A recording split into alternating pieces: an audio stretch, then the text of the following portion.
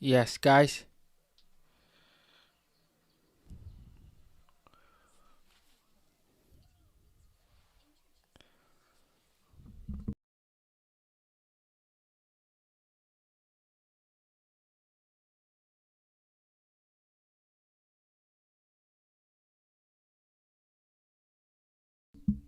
Yes, guys. We're live.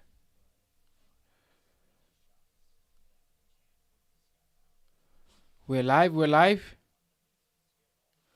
We're live.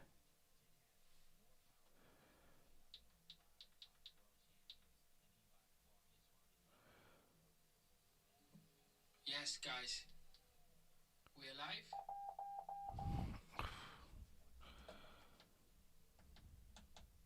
We're live. We're live. We're live.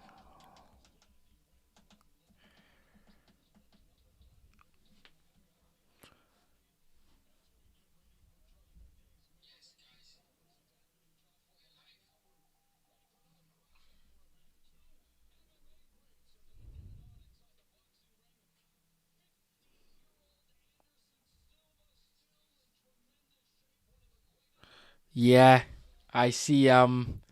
Joshua Heath. What's up, brother? I also see my cousin twins profile on here. Yeah, I see. What's up? What's up, guys? I can't believe. Like seriously, yeah. I can't believe that this is happening.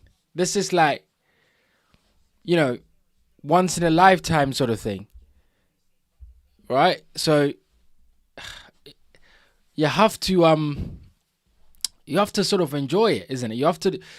I don't know what to think of it because until both fighters enter the ring, you you're always doubting because you don't know if this fight is gonna happen.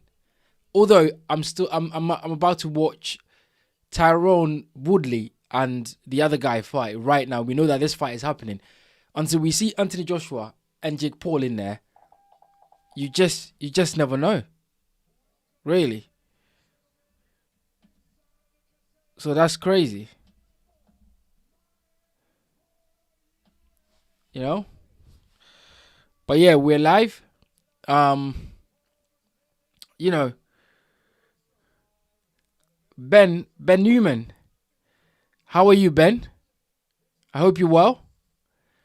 And Ben has a question: has AJ versus Jake Paul made you lose interest in AJ versus Daniel Dubois too?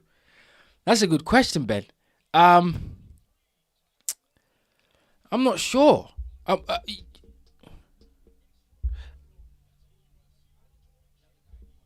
I mean, Joshua and Daniel Dubois, they will fight at some point, right? They will fight at some point. Because Joshua is a big name. If Daniel Dubois is able to beat Fabi Wardley, which I think is a fight that Frank Warren would want to make because Daniel Dubois wants to become two-time heavyweight champion, then I think Joshua would fight Daniel Dubois. I think he would. So no, it hasn't. This fight hasn't made me lose interest in AJ versus Dubois. I think this is just a show fight. This is just a fight that fell into Joshua's lap. He's gonna make a lot of money, but then that's it, right? That's it. Um, After this fight, he goes on to fight real heavyweights, and that's what That's what we want to see. So I don't think this fight does anything.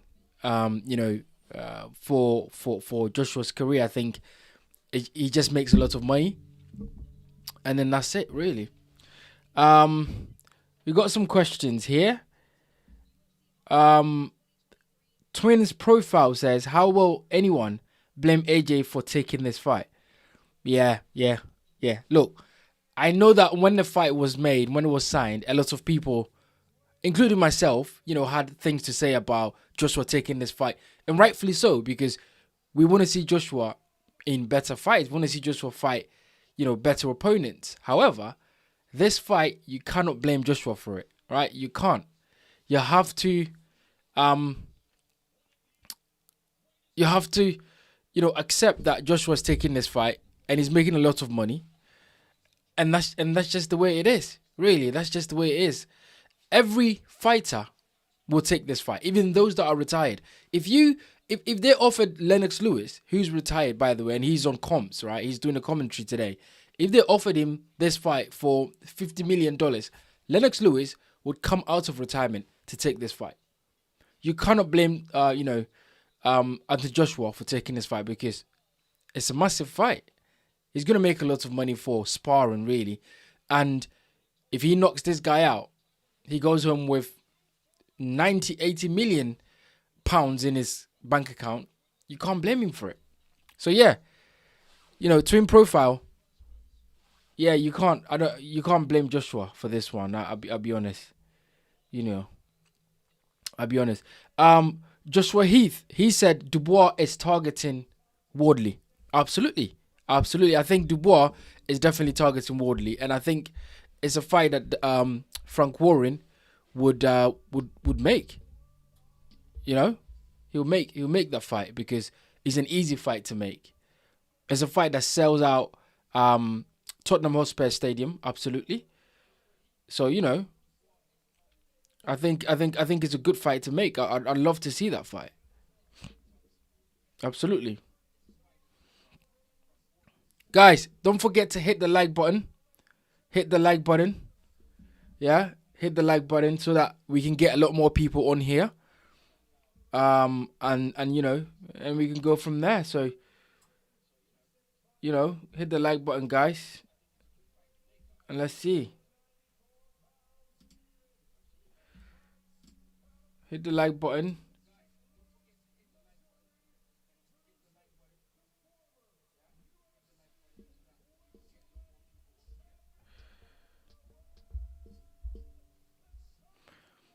I appreciate you guys. I appreciate you guys being on here, man. This is my first live that we're doing for, fights. So we're going to do a lot more of this. The channel is growing. I can't believe that this channel is just a year old, guys. This channel is a year old. And, the channel is growing. We're doing some good numbers on here. And we got to keep doing this. We got to keep going. So hit the like button. If you haven't subscribed yet, subscribe. And I've got a lot more. I've got some things to plan for the new year. There's going to be a lot of collaboration, with me and some other boxing channels. Because, we got to stick together and we got to keep making, good shows for you guys. So I think it's going to be interesting in the new year. I've got things planned out. So yeah, thank you for joining, guys. Appreciate it. Thank you for putting your questions in the comment section. And yeah, let's keep going. Let's do it. Hit the like button as well. So what is Ben saying?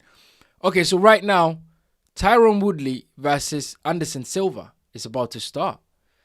I mean, guys, let me know, how do you see this fight? Who wins this fight? Anderson Silva versus Tyron Woodley. I mean, two MMA guys fighting in a boxing ring. What do you think about it? Who wins it? Put in the comment section. Let me know.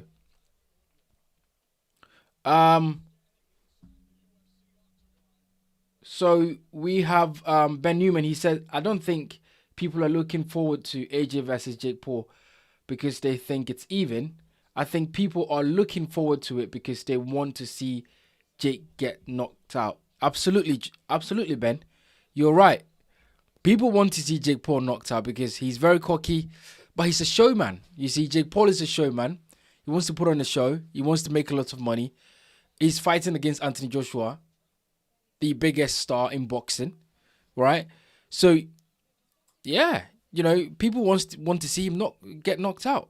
If you look at Floyd Mayweather, for example, people wanted to see Floyd Mayweather get knocked out because he was flashy, he was flamboyant, and that is why people tuned in. And guess what? Floyd Mayweather didn't get knocked out. He made a lot of money for that, but people wanted to see him get knocked out, and that's why they tuned in to watch him. So, I can understand what Ben is saying. Joshua Heath says, I don't think people realize how dangerous this fight is for Paul. He could get seriously hurt. Absolutely. Absolutely. Yeah. Absolutely. You know, Jake Paul could seriously get damaged in this fight, guys. I'm telling you. This is no joke. This is no, you know, this is no sort of simulation. This is not. You don't play boxing, and he's fighting one of the hardest hitting heavyweights in recent times in Anthony Joshua. So look, Jake Paul might be in serious trouble in this fight, and you gotta give it to him. He's got you know he's got balls. He wants to be in there. He wants to get hurt. So yeah, absolutely. I agree with Joshua. Twin Profile said, aside the money, anyone is talking about AJ. Had he fought a top 15, no one would have been interested, to be honest. Absolutely, my guy. Absolutely, my bro. Absolutely. If Joshua was fighting anyone else in the top 15, it'll be a good fight. People talk about it, but not on the scale of how people are talking about this fight. So yeah, you're right. You're right, Twin Profile. You're right. People wouldn't be talking about it if it was Joshua versus, I don't know, plug anyone out of the top 20. So yeah, absolutely right. Joshua Heath says, seeing David Haye on Netflix commentary is something I'd never thought seeing. Yeah. Do you know what? One thing I've realized is that they love to bring David Haye on commentary stuff. Because David Haye is a good talker, isn't he? He's a good talker. And, they love to bring him on so that he can, talk in commentary. And he's got good experience as well, David Haye. So I understand why they bring David Haye in there to have a chat and, say things that they can, make into clickbait and things like that. So yeah, it's always interesting to see David Haye on commentary. Joshua Heath, he says, should do a watch along for Tio versus Shakur, bro. Yes, that is one that we're gonna do. That's one that we're gonna do, of course. Teofimo Lopez versus Shakur Stevenson. It will be a good fight, Joshua. It will be a good fight, Joshua. I think I'll do a watch along for that as well. It's an interesting fight because Shakur Stevenson is such a talented fighter, and Teofimo Lopez is also a very talented fighter. Teofimo Lopez has a lot of power. Shakur Stevenson doesn't. I think at times Teofimo Lopez will get outboxed by Shakur, but I think that Lopez's power would get him out of jail in this fight. I think it would. But we will break this fight down when it gets closer, and we'll do a live watch along. And we'll do a live watch along for this fight. So watch the space for that. We will do a live watch along for this fight for Teofimo Lopez versus Shakur Stevenson. Absolutely. Ben Newman, he said, did you think Fury was going to drop Francis Ngannou? Look, that's a good question because no, I didn't think so because Fury, I don't think has the power like that, right? Fury doesn't have the power. Ooh! Tyron Woodley has been rocked and he's on the canvas. He's been hit with an uppercut. Oh gosh, I think he's done. He looks finished. I don't know if he'll be able to survive this fight. No. It's just round 2 and Silva is referee just waved it off. The referee just waved it off. It's done. Anderson Silva knocks out Tyron Woodley. Jeez.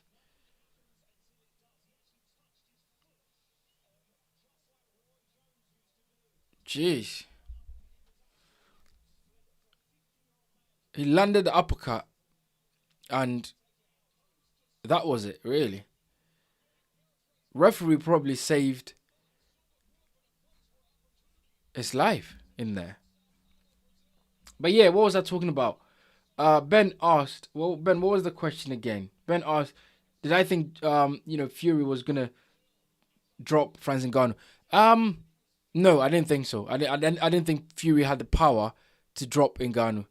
I think Fury is not that powerful. Deontay Wilder, was overwhelmed. Fury showed power in that Deontay Wilder fight, absolutely. But I don't think Fury is a powerful fighter. So he can have a powerful performance. He can land a good shot. But I did not think Fury had it in him to knock Francis Ngannou out. Joshua has the power to knock Ngannou out, and we saw what he did to Ngannou. So absolutely. Yeah. What we've got here.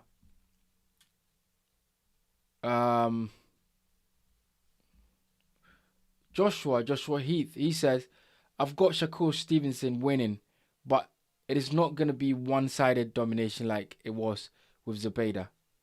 Tio is way more skilled than Zepeda, and fight will be close. Okay, I understand. I understand your thinking there. I understand why anyone would pick Stevenson to win, because Shakur Stevenson is a very skillful fighter, right? Very good fighter. So I wouldn't be surprised if he wins this fight. Not at all. I think he's got all the skills, all the ability to be able to win that fight.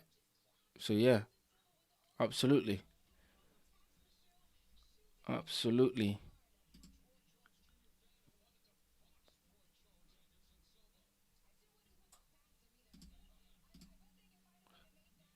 Absolutely.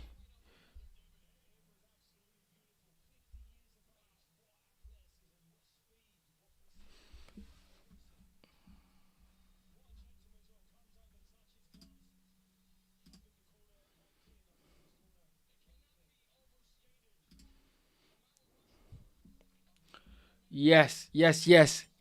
Big up my boy EMGM Sports. EMGM Sports is in the chat, guys. My brother, big up, big him up. Me and EMGM Sports have got a lot coming in the new year. Me and Enzo. So you guys watch the space for that. Me and Enzo are gonna do a lot of things. I really like Enzo's channel. We're both coming up in in the game together, and we've got some really good ideas and some things that we want to do. So yeah, it's gonna be really fun. You can check his live as well. You can check it out, EMGM Sports. So that's my brother right there, and big up to him, man. Yes, and yes, this is my first live stream. So look, I am learning. As we keep doing this, we're gonna get better. And I'm gonna give you guys a better show as we keep doing this. So, bear with me if I make some mistakes or if I do certain things, because I'm still learning. I'm excited. I'm excited about doing more live shows, live watch alongs, and really discussing boxing. Like I want to discuss boxing. This channel, right, the Bright Show Podcast Boxing, is not a channel just for me. This is a channel for all of us. I want to be able to have a conversation with all of you guys, and just chat about boxing. All opinions are welcome on this channel. Seriously, like if people want to have the opinions, absolutely, please. I welcome everything, and we can have a conversation about it. So yeah, looking forward to looking forward to doing more of this. Absolutely. Joshua Heath, he says, Teofimo Lopez definitely has power. Every time Teo landed on Barboza, he was hesitant to swarm all over him. Teo won that 11-1. Yeah, absolutely. Teofimo Lopez is a powerful guy. Right? He is powerful. So, it is only right that fighters are circumspect about Teofimo Lopez's power. Absolutely. You know, you have to be careful when you're in there with him because he hits hard, and you know, he can do damage. Yes, my boy EMGM Sports Enzo says smash the like button, people. Absolutely, hit the like button. Let people know about this. Let's keep doing this live. Let's keep going.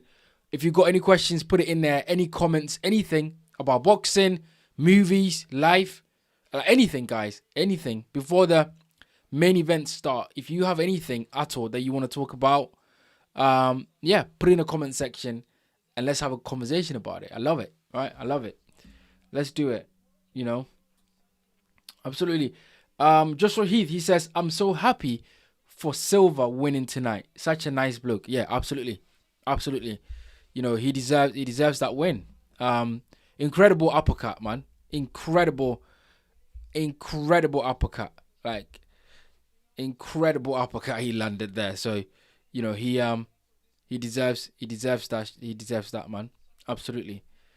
Shout out to him. Shout out to Anderson Silva for the stoppage.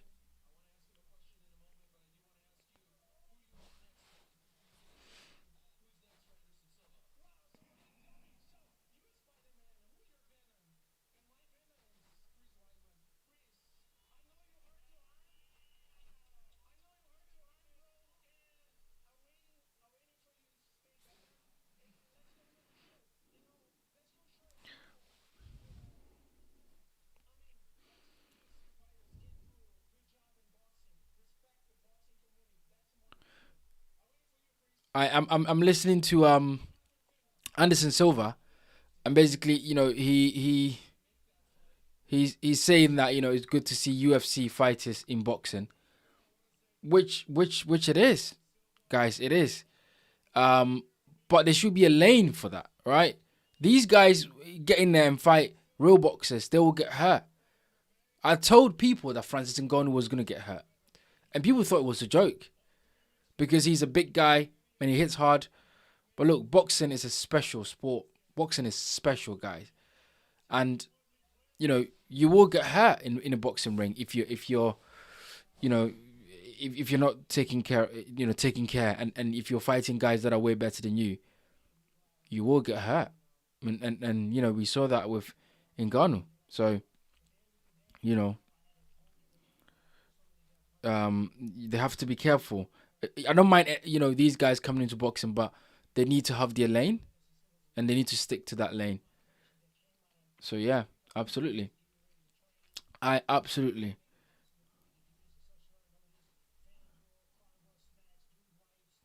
So yeah, yeah, absolutely.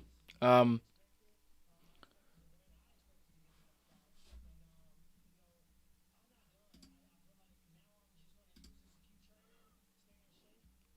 yeah. What have we got here? Ben Newman. Ben, I appreciate you, brother.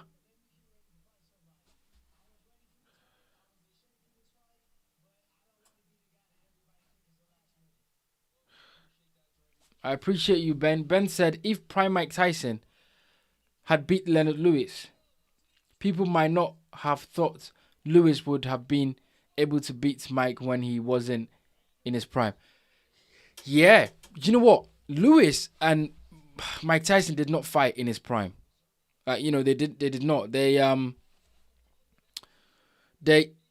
I guess Lewis was not ready to have that fight in Mike Tyson's prime. They had it way, you know, past Tyson's prime. So yeah, it is understandable for Ben to say that, you know, they would have fought. I think Mike Tyson probably would have beaten Lewis if they fought. You know, when Tyson was having his dominant moments in boxing, I think Tyson probably would have won that fight. So I understand what Ben is saying. Absolutely.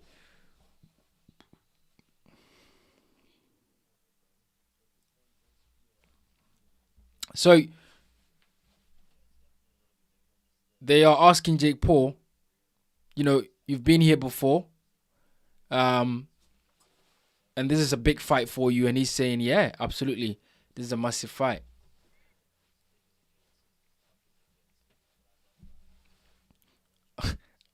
As much as Jake Paul is crazy, you have to you have to commend him. He's crazy, but you have to commend him. I don't know. I don't know how he's gonna behave when Joshua hits him with a jab. Because Joshua is a massive guy.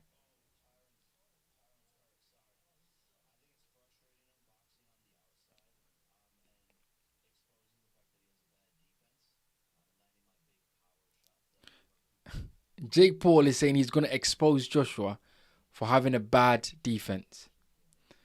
This is crazy, guys. I can't believe what we're seeing. I just can't I just can't believe what we're hearing. Like, how is a YouTuber, Jake Paul, talking like that? You know, talking like that about Anthony Joshua, two-time heavyweight champion, unified heavyweight champion, by the way, Olympic gold medalist. It's crazy. It is crazy that Jake Paul is talking like this about Joshua. So yeah, the next fight, Alicia Baumgardner. You know, she's a good fighter, and she'll be facing off, his challenger there. I think the Clarissa Shields fight is what they want to make going forward with Alicia Baumgardner. But I think her against what's her name? Caroline Dubois. I think that's a good fight. You know, I think that's a very good fight. Bombgardner versus Caroline Dubois is a good fight.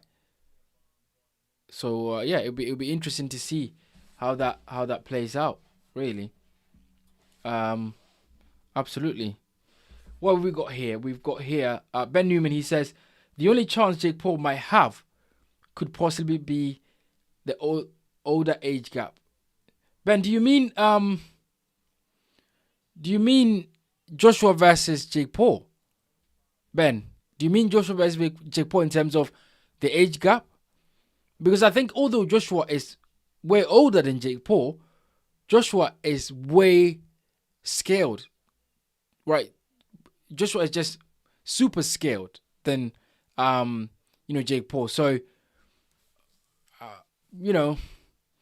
I'm not sure that the age gap here works. It would be it will work. The age gap will work if it was Joshua versus Dubois, for example, because although Joshua is older than Dubois, Dubois is an elite or a very, very good, right? Not elite, but a very good heavyweight. And Joshua is a very, very good heavyweight. So when both fighters' skills are aligned, when their skills are comparable, then the age thing will play a part.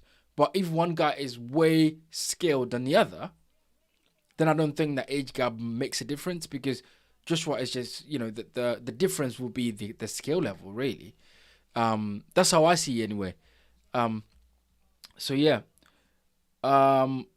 Joshua Heath, he says, who wins a fight between Anderson Silva and Erizandi Lara?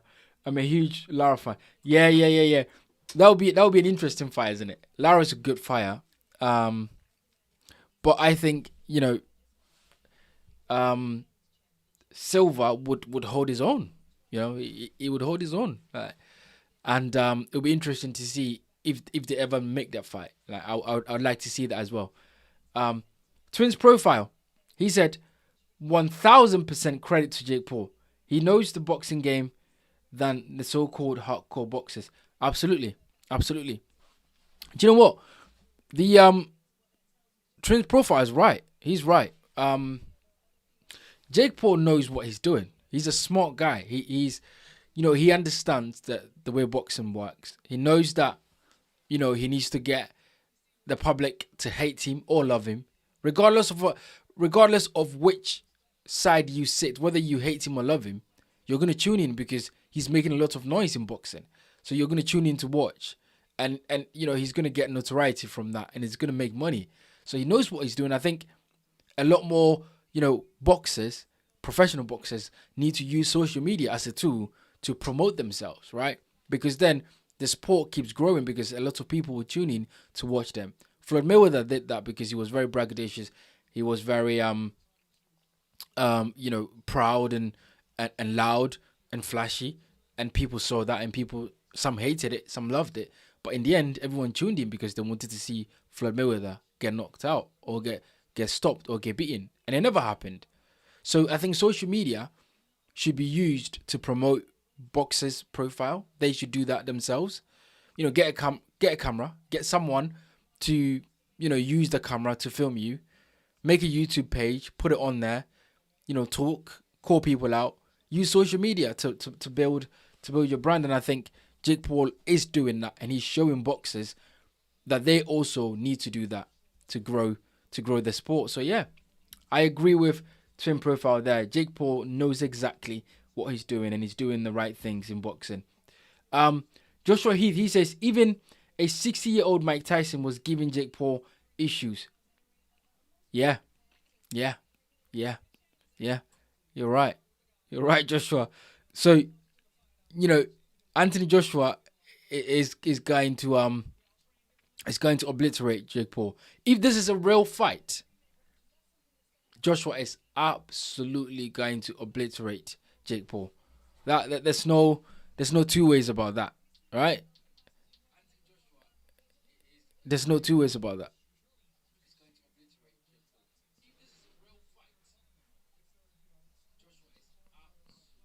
Yeah, there's no two ways about that. So you know, let's put it that way.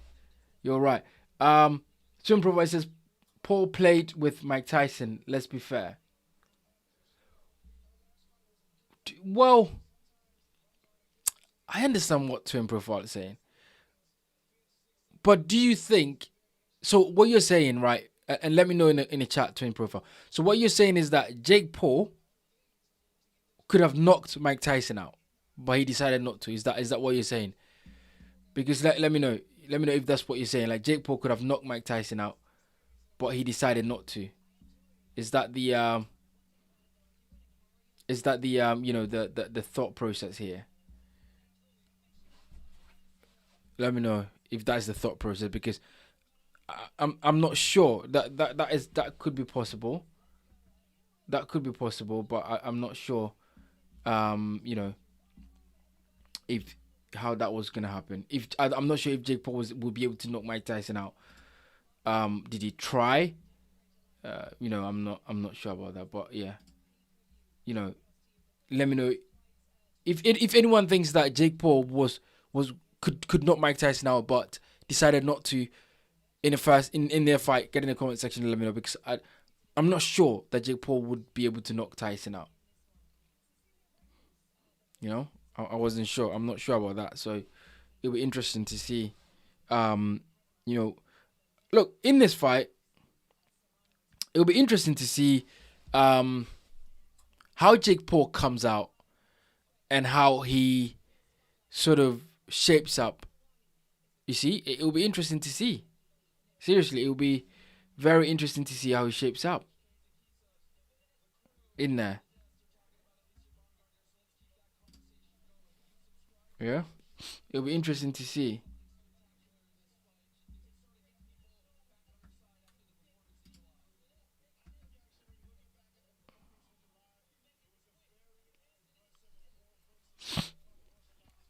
So yeah, I think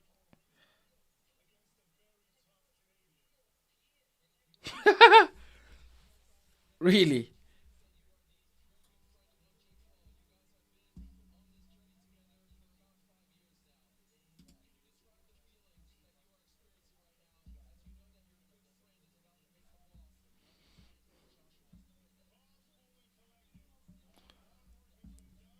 So Jake Paul's friend and business partner is saying that he believes that Jake Paul beats Anthony Joshua. He's right now having an interview.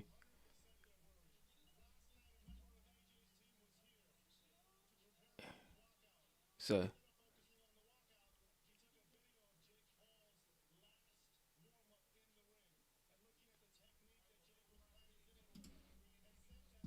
these guys are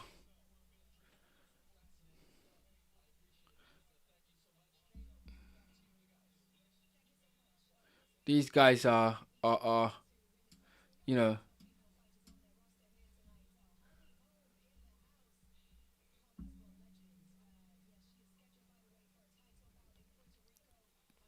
these guys are serious. Jake Paul and his team are serious about this. They believe they'll win this fight. Like they believe they'll win this fight. They really believe they'll win this fight. Jake Paul and his team are serious about winning this fight, guys. I'm telling you, these guys are serious about winning this fight. They think they'll win it. Um, and I think they're crazy, right? I think Jake Paul and his team are absolutely nuts. But that's why we're here. You see, this is why we're here, because these guys are crazy, and they think they're gonna win this fight.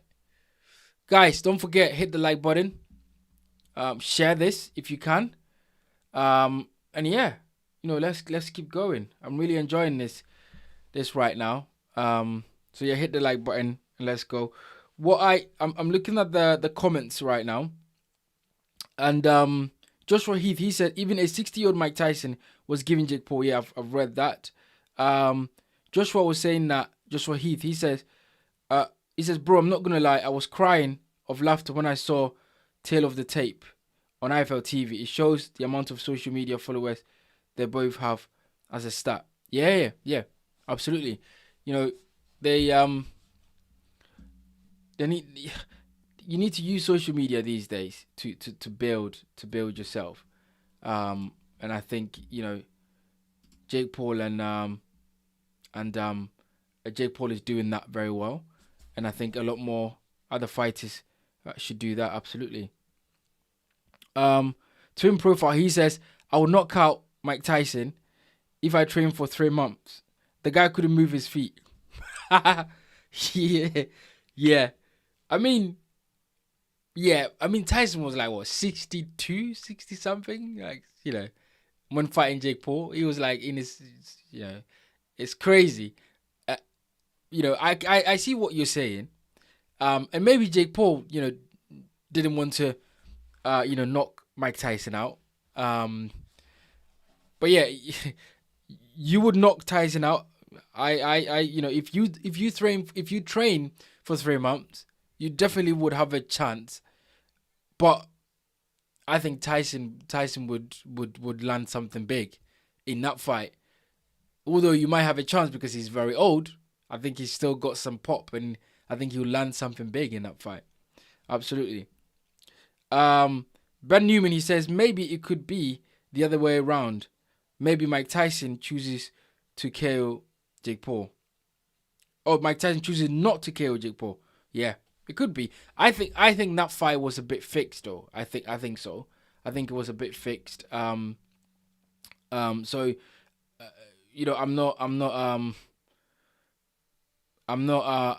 not very convinced that was a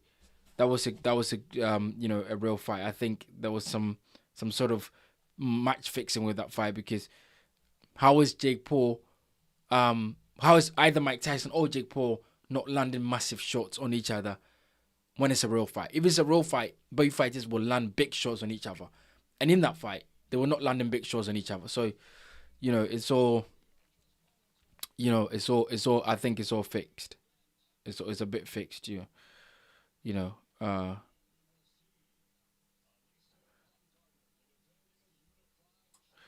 think it's a bit fixed. No, absolutely.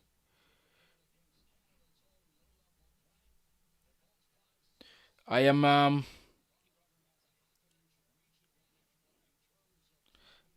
am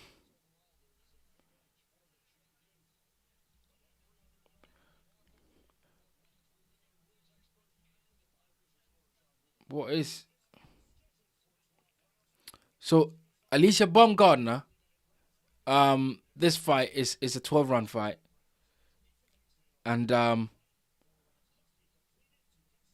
you know she's she's a good fighter, Alicia Baumgartner. It'll be interesting to see how things play out there. To be fair, you know,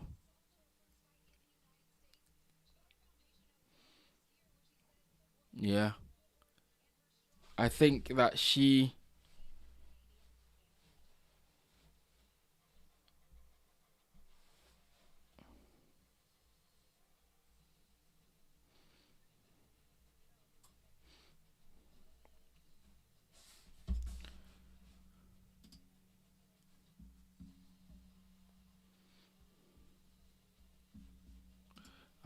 Alicia Baumgardner. Um, I think she wins this fight. Of course, she has to win.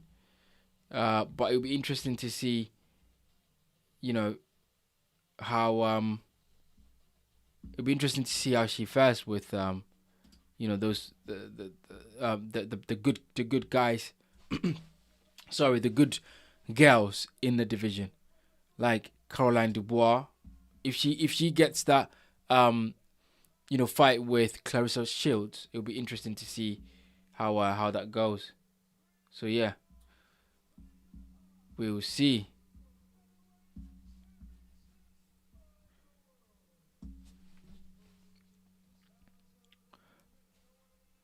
I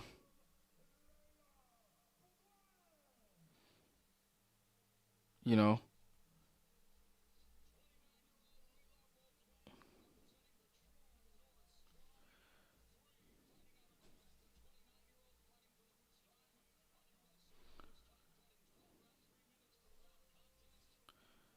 yeah.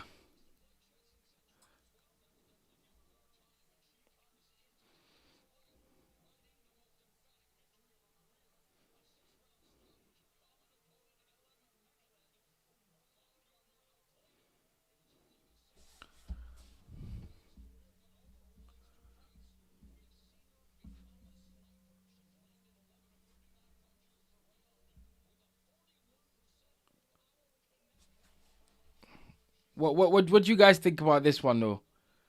Are you following Alicia Baumgardner? Um, what do you think about it? Let me know. Um, what's this here? Joshua Heath, he says Nikisa said Jake Paul has done more for boxing than AJ, which is yeah, it's ridiculous, isn't it? But these guys are selling the fight. They are seriously, they are selling the fight.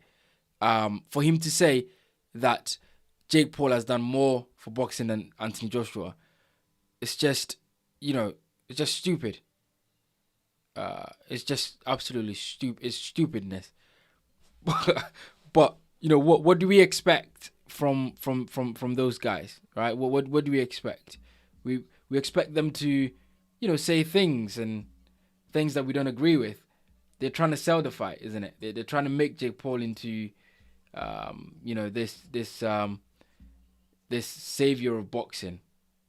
I think, that's what they're trying to do. But we know that it's nonsense. Jake Paul has not done any better than anyone in boxing.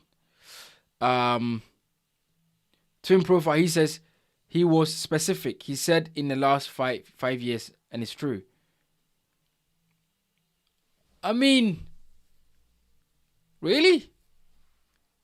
Has Jake Paul done more for boxing than Anthony Joshua in the last 5 years? I'm not sure. I think what Joshua has done for British boxing is just incredible. I think what Joshua has done for British boxing is just amazing. And I think it'll be hard for anyone to top that, regardless of whatever they've done in the last 5 years. Um, Even though Joshua has lost a few fights here and there, he's still put a lot of people in seats and in stadiums. Um, Jake Paul has made a lot of noise in boxing. He's brought some casual boxing fans to boxing, absolutely. But I'm not sure that he's done more than Joshua. But yeah, let's see let's see. It's interesting to see people's perspective on this. I really appreciate it. So keep the questions coming. Keep the comments coming as well, guys. Ben Newman, he says, I wonder if AJ's arm surgery is anything to do with why Jake wants to fight him. I don't think so. Ben, I think, Jake Paul would fight Anthony Joshua regardless of whatever Anthony Joshua turns up, because I think he really, wants to make the big fight in boxing. He wants to make a lot of money. I don't think he believes that he can win this fight, but I think he thinks that if he can get Joshua in the ring, he'll make a lot of money. And if it's a Joshua that's injured or has an injury or is undergoing surgery, whatever it is, whichever Joshua he could get his hands on, he wants in the ring to be able to make money. I think that's what Jake Paul is thinking. John Parkinson. John said, if AJ loses, that will hurt boxing for a long time. Yeah, I agree. I agree with you, John. If Joshua loses, it will hurt boxing, but also his reputation will be seriously questioned, right? His reputation will be seriously under question. If he loses this fight against Jake Paul, people will not forget about it. Like, people always bring it up. And it doesn't matter how much money Joshua is going to make, right? And he's going to make a lot of money. But if he loses this fight, people are going to say, you lost to the YouTuber, you lost to Jake Paul. And the fact that Joshua is 2-time heavyweight champion would not mean anything, because this will be that fight that people remember. So Joshua has to win this fight. He has no option but to win this fight. Absolutely. Look, shout out to Jerry Talu. He says, bro, I'm from Solomon Islands. I'm a big boxing fan. I like AJ to win this fight. Jerry, thank you for the comment. Appreciate it. And yeah, great to hear that you're a big boxing fan, brother. Shout out to the Solomon Islands. I hope you guys are doing well over there. And yeah, I think a lot of people would want to see Joshua win this fight. Because I think, it can't be any other way that Jake Paul wins. It cannot be. It can't. Like, if Jake Paul gets his hands raised, this will be the biggest travesty that has ever happened in sports. Right? This will be the biggest travesty that's ever happened in sports. So yeah, he can't. I don't think he can win, Jerry. And yeah, shout out to you, Jerry. Thank you for stopping by. If you've got any questions, Jerry, put it in the comment section. And if you have any comment, anything like that, yeah, put it down there. Let's have a chat about it. I appreciate it, brother. Yeah. So look, Joshua cannot lose this fight, guys. I'm telling you. Joshua cannot lose this fight. He can't. If Joshua loses this fight, I'm telling you guys, it's a travesty. Boxing will be in a serious bad place. All right, so Alicia Baumgardner versus Layla. What's his name? Dubois? What's her name? Sorry, her. Layla. I think it's gonna be a good fight. I think Alicia Baumgardner would be looking to get the KO. She wants to make a statement. It's a big card. It's on Netflix. It's her opportunity to make a statement. Like, Alicia Baumgardner gets in there and knocks this girl out.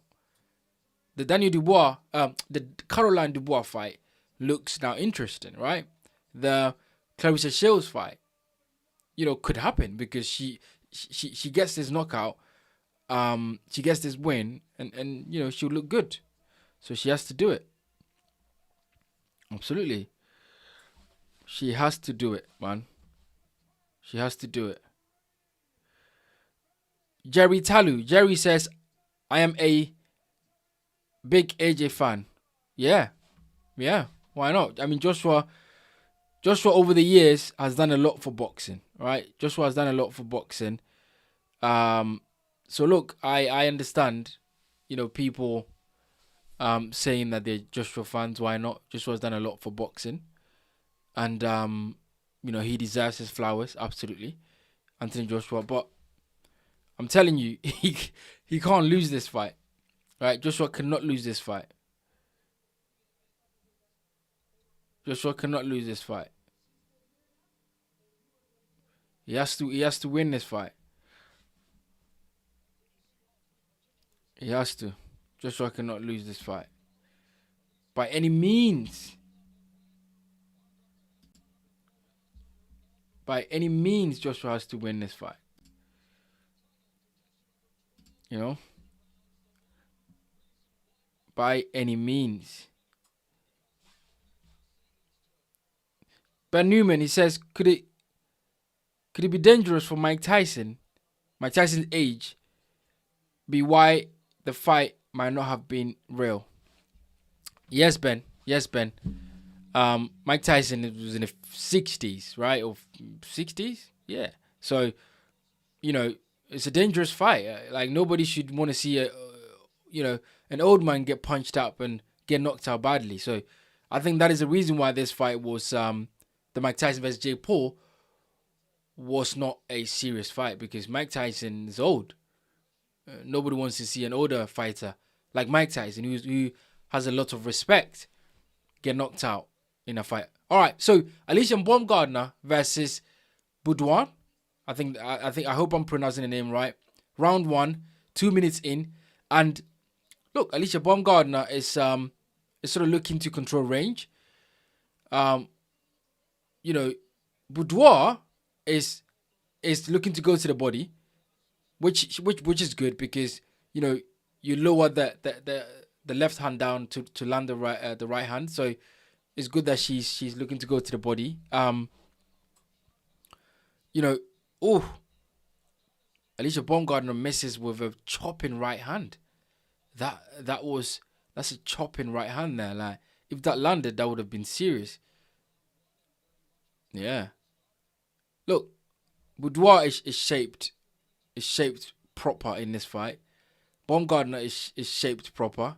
They're both looking like they're trying to feel each other out in the first round. Right? Dubois keeps going to the body, which is good. I mentioned that. But it's a 12-round fight, so there's a lot more to happen in this fight. We just started. So yeah.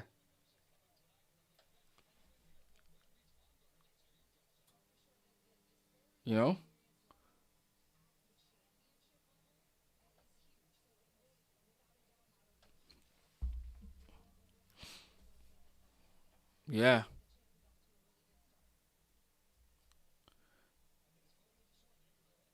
Oh.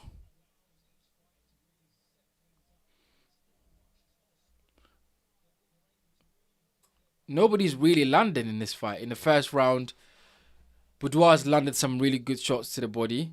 Bombgardner, I don't think, has got going yet. She's having a look, but her jab is not consistent. Dubois is consistent with her jab. Bombgardner is missing. So yeah, so far, Dubois is winning the first round. Absolutely. It'll be. Yeah, I think Dubois won the first round. Absolutely. I don't think Baumgardner landed enough. I don't think she did enough. I don't think she was aggressive enough. So yeah, Dubois takes that first round. I don't know if I missed any questions or any. I don't think I missed anything in the chat. Let's have a look. Did I miss anything? No, I didn't miss anything. Yeah, guys. If you're new here, welcome to the channel. My name is Bright. This is the Bright Show Podcast Boxing. Right? And so far, this channel has been active for just a year. Right? And as I said, I've seen a lot of growth on this channel already. We've made some good numbers. We've reached a lot of people. I've actually met people in the street that I've never met before go, I have seen your channel, bro. So it shows that we're doing something good on this channel. And we want to keep doing that. Next year, I've got some really interesting things coming on this channel. I'll be doing a lot of things with Enzo, EMGM Sports. We'll be doing a lot of stuff together. And we keep growing. So become a member, of the Bright Show podcast. Yeah, the Bright Show podcast boxing, and let's grow together. I think boxing is in a good place, and a lot of channels like mine could bring different perspective to the sport, and that is why I made this channel, so that I'm able to chat with you guys, have a conversation, have a discussion about boxing with you guys. So I'm always excited to come here, to make breakdowns and talk about boxing stories, and I'm always excited to see you guys ask questions and be part of what we're doing. So I appreciate each and every one of you guys. I really do. I really appreciate each and every one of you. Keep smashing the like button. Keep sharing this live. And yeah, round 2, Alicia Baumgardner versus Boudoir. And look, I think Alicia comes into the second round with a bit more intent. She's landing some really good jabs. I think she's found a range now. Some chopping right hands as well. So look, yeah, why not? Ooh, that's a big right hand from Alicia. Boudoir felt that. She felt that. You could see in her face that she felt that was a heavy hand. But yeah, Alicia is looking for range, right? She's touching with the jab, looking to put the right hand behind it when she does it. But she has to double the jab, maybe triple the jab, and then let that right hand go. Because single jabs and lazy jabs will invite counters, right? If she's throwing that single lazy jab, it will invite counters. What she needs to do is double up the jab and then put the right hand behind that, because that would get more success. But she's doing all right. Boudoir, one thing that she's doing well as well is she's going to the body. I've said it so many times, but people, a lot of boxers don't do that a lot. Like, go to the body, slow the legs down, take some of the wind out of your opponent, and then go to the head. Alexander Usyk did that in the Tyson Fury fight, the first fight, and even the second fight. He kept going to the body, right? The chest area. Usyk kept going to Daniel Dubois' chest. Tyson Fury's chest, right? And that was to psychologically lower Tyson Fury's guard down, because he kept peppering him with the jab to the chest area so many times, and Fury had not been hit that many times in a fight, and you knew that it was coming, and lo and behold, in round 9 we saw what Usyk did. So look, jabs to the body is a very good punch in boxing. I think a lot of fighters need to go to the body more, and lower the hands of the opposition, of the opponent, and then land big right hands up top when the opportunity comes. So absolutely.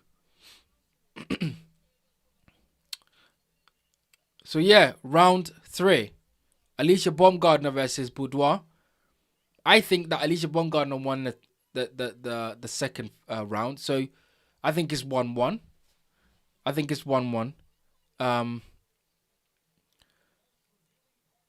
Baumgardner has got the jab going in the third round. Boudoir is moving a lot because I think she's probably feeling the pace of the fight. She wants to control range. Good jab from Boudoir.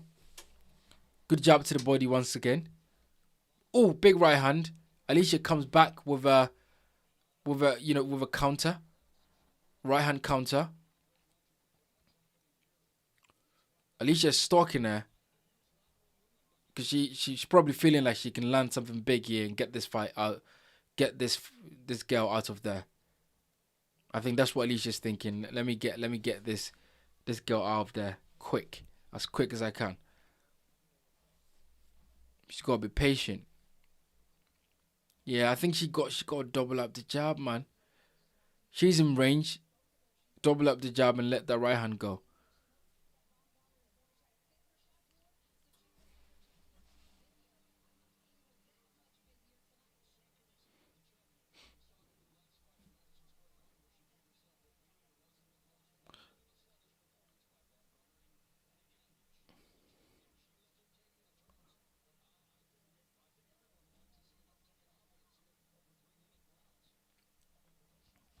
Yeah.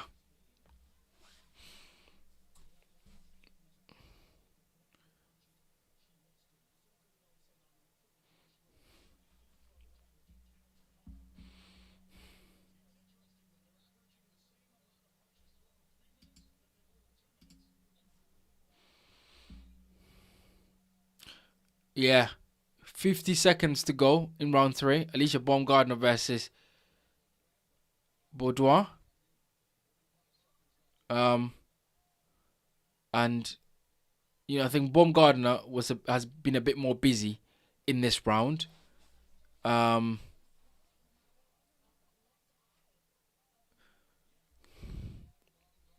you can see that Boudoir has a big lump under her left eye. Baumgardner has landed some, big shots there. If she can open that big gash, if she can open that under Boudoir's eye, it could change the trajectory of this fight quick. When a fighter feels that they're hurt, when they feel like, there's blood pouring, it changes a lot psychologically in the fight. So, Baumgardner has got Boudoir hurt. Her face is swollen. If she can bust that face up, she would have more success.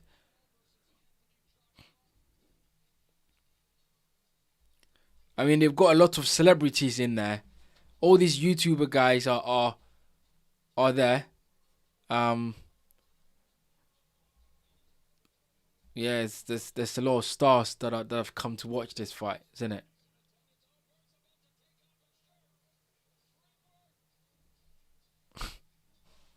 This is crazy. This is crazy, guys. I can't believe that we're watching this fight. I can't believe that we're seeing Jake Paul versus Anthony Joshua. I can't believe it. But guys, put in the chat, right? What are you expecting? What are you expecting from Jake Paul in this fight? Put in the chat. Let me know what you guys are thinking. What if you envision this fight, right? Jake Paul versus Anthony Joshua, seconds out, both fighters in the ring. What are you expecting? Like, what are you expecting Jake Paul to do? How do you expect Jake Paul to approach this fight? Put in the comment section because I'm interested to know what you guys think about this. How you see this fight playing out. When Joshua, and Jake Paul are in the ring and about to fight and are getting into the fight. How do you see Jake Paul coming out? Um, you know, what do you think happens? Let me know in the comment section, guys.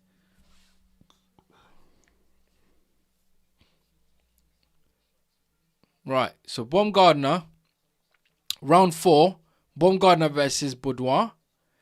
And Boudoir has taken some hard shots.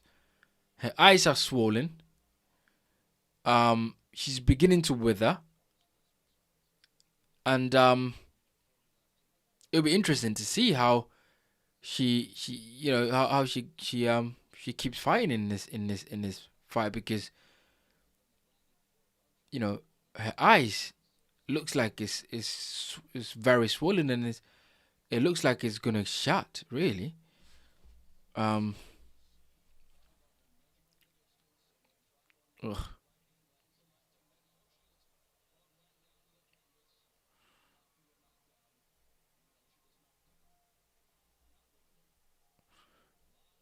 Referee is warning Alicia Baumgardner, you know, like no pushing down on your opponent. Basically, that's what the referee is saying.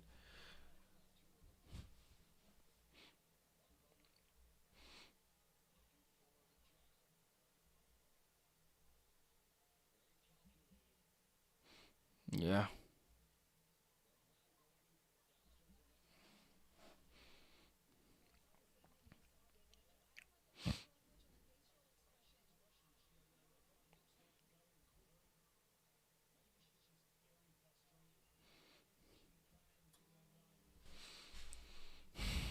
Yeah, Baumgartner is looking good. She's looking good. Joshua Heath. The AJ fight couldn't get sanctioned in the UK, so they had to do it in Miami. Really? I didn't know that. Because I feel like, yeah, maybe, yeah. Why not? Maybe the British Board of Control probably would go, no, there's no way we're putting this fight on because it's way too dangerous. Like Jake Paul versus Anthony Joshua, it's a dangerous fight. So I think you might be right there, Joshua Heath, because he says the AJ fight couldn't get sanctioned in London, in the UK, so they did it in Miami. Yeah, you know. I think the British Board of Control probably thought, no way, this is way too dangerous. We don't want any of this on our turf. And of course, in Miami, in the US, in certain states, they will sanction this fight, and of course, it is happening. But if you think about it, I think this fight is definitely fitting to be in the US than in the UK, if you ask me. And for Anthony Joshua, although he's fighting a YouTuber, I think him going back to the US to fight after getting knocked out by Andy Ruiz, I think if he knocks Jake Paul out in a devastating fashion, I think he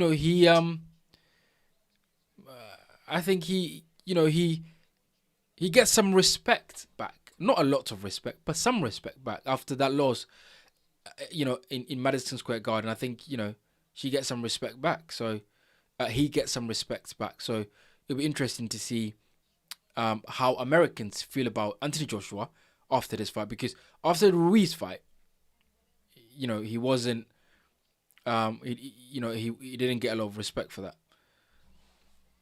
So yeah, let's see how that goes. Ben Newman, he says, I suppose AJ versus Jake Paul might have made me lose interest in AJ versus Daniel Dubois, because unless it's actually happening, like a fantasy fight, it doesn't matter what might happen. It matters what it is. Yeah, I mean, Ben, it seems as though you want to see Daniel Dubois versus Anthony Joshua. It seems, because I've heard Ben mention this a lot of times, right? You want to see Anthony Joshua versus Daniel Dubois happen. And I think that is a fight that could happen, but I don't think it's the next fight for Anthony Joshua. We know that Anthony Joshua is going to fight Tyson Fury 2 times next year. So that is going to happen. We know that, Daniel Dubois wants to come back and he wants to become 2-time heavyweight champion. So I think Dubois would be looking to fight Fabi Woodley at the Tottenham Hotspur Stadium. So Joshua versus Dubois, I don't think happens next. But if Joshua beats Tyson Fury twice and he still has the hunger to become a world champion, and Daniel Dubois beats Fabi Woodley, then I can see that fight happening. So I'm not sure Joshua versus Daniel Dubois happens, yet. Joshua Heath, he says, Bombgardner is looking good this time.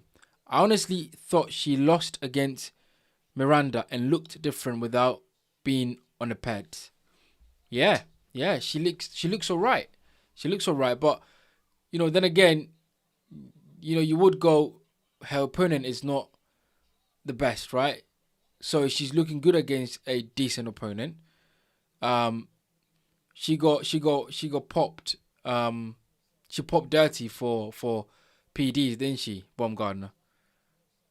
So yeah, I think she looked good. You're right, Jonathan. You're right, Joshua. Sorry, you're right, Joshua Heath. Bombgardner looks good.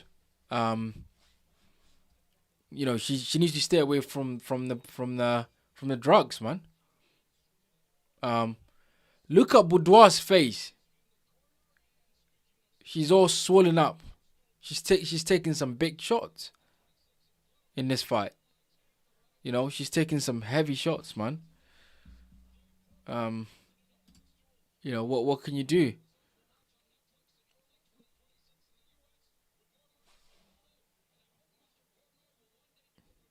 Taking some heavy shots, Dubois.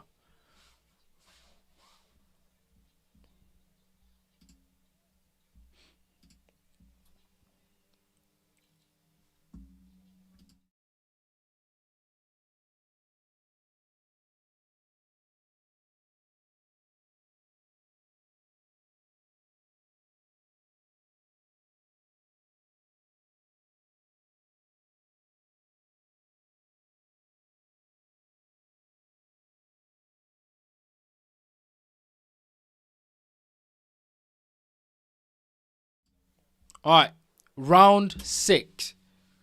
Alicia Baumgardner.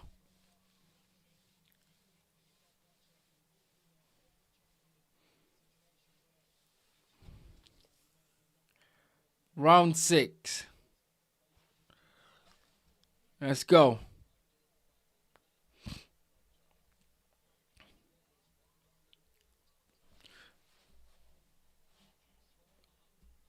I mean, Alicia Baumgardner should try and get the knockout if she can, right? But sometimes, when you're too eager to get the knockout, you make mistakes, and you know, if you get caught with a shot, you might get knocked out yourself. So she needs to she needs to be careful in there.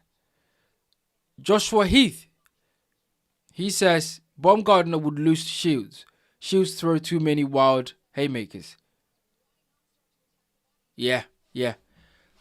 Clarissa Shields, she gets too excited.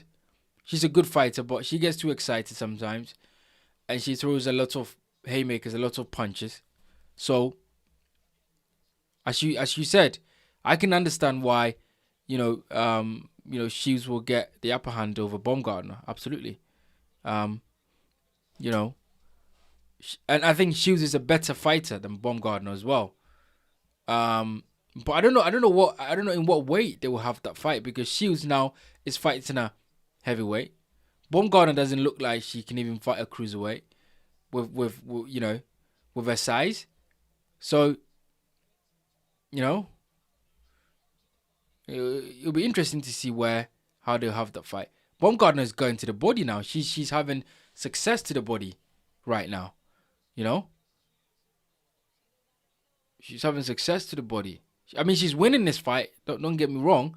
Dubois has had some really good, has had some good rounds as well. She's had some success in the fight, like she's having now. Landed some really good, some hooks to the head. But Baumgardner has been the one that is controlling the fight. It's a big ring, to be fair, guys. Have you seen the ring? That's a massive ring.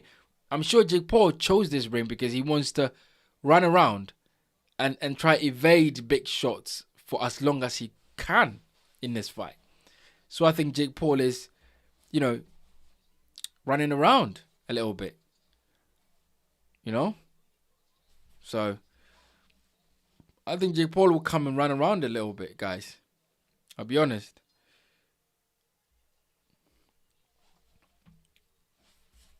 I think he'll run around a bit.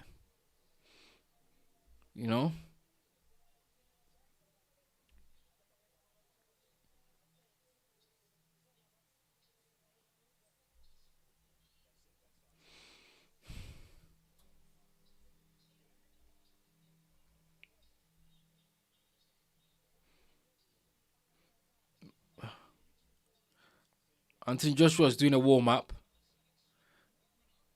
Guys, what do you guys think about Anthony Joshua joining Alexander Usyk's team?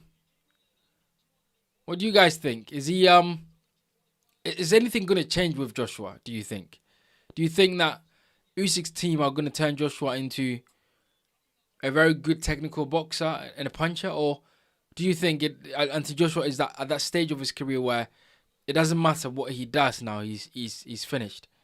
Let me know in the comment section, guys. What do you think about Anthony Joshua joining Usyk's team? Is this a good move for Joshua?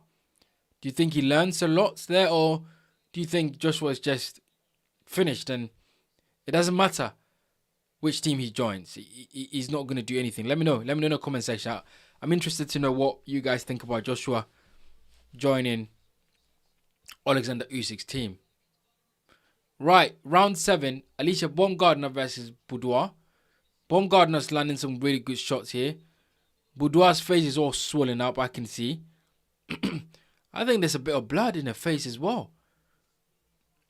And Baumgardner's just timing her and piecing it up. So, yeah.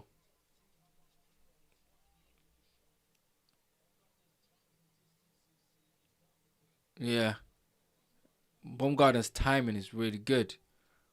And yeah. one thing I'd say though is Baumgartner hasn't landed enough jabs in this fight. I'll be honest. I think she's had some really good shots with the right hand, absolutely. But I think she hasn't doubled up on the jab.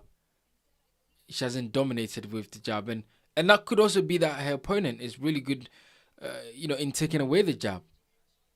Because she's fainting when she comes in. She wants to, Boudoir wants to go to the body, so she's fainting a lot, and sometimes that takes away the jab because she gets thrown off balance because of the feint. He cannot land the jabs that she wants, and then she doesn't get the success she wants. Everything in a ring starts and ends with the jab. The jab is the most important punch in boxing.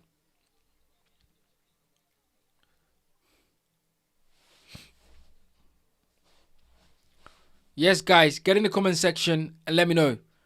Anthony Joshua, what do you guys think? Anthony Joshua joining Alexander Usyk's team. What do you think, guys?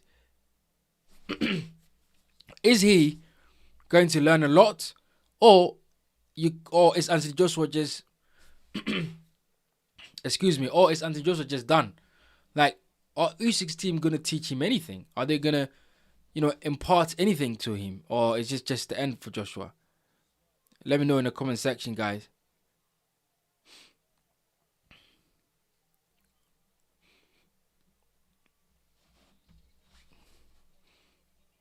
Round 7, 8 seconds to go. Bombgardner is looking good. She's looking good. Credit. Oh! Bombgardner knocks down Boudoir. I think she's going to get saved by the bell. Because it was like 3 seconds in the round. She gets knocked down with a chopping right hand. Ooh. Yeah. Yes, she's been saved. Boudoir has been saved by the bell. She's hurt. That was a big shot. That was a big chopping right hand. Jeez.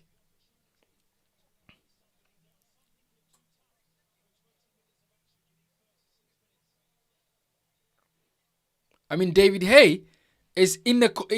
David Haye is on... Look at that. Look at that shot. So, what's that? Oh, yeah. So, Boudoir throws a lazy jab. And then Baumgardner just slipped inwards. And then throws that right hand over her jab.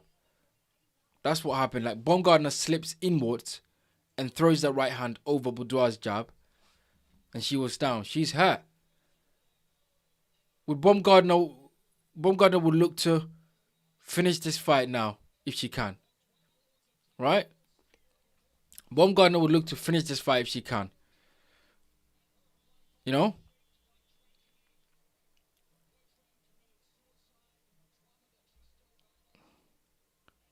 Trying to finish this fight, Baumgardner.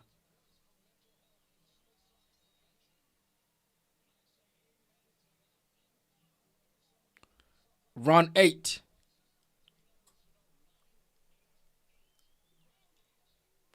Baumgardner feels like she can get Boudoir out of there, and she's stalking her, right?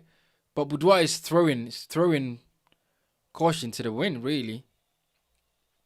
Like, Boudoir is, she want to go out swinging, and that's what you want to see. She wants to go out swinging. She wants to go out swinging. Why not? Why not?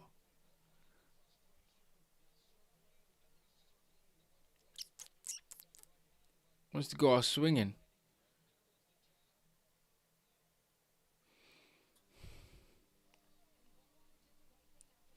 Yeah.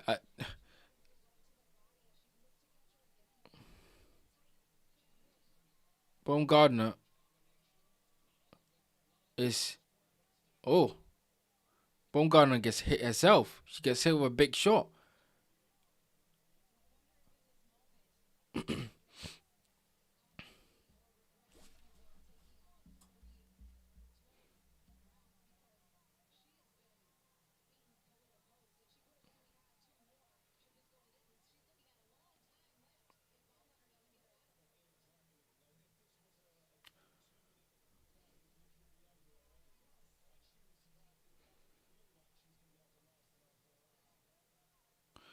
Well, Baumgartner is having a lot more success now because Boudoir is tired and Baumgardner is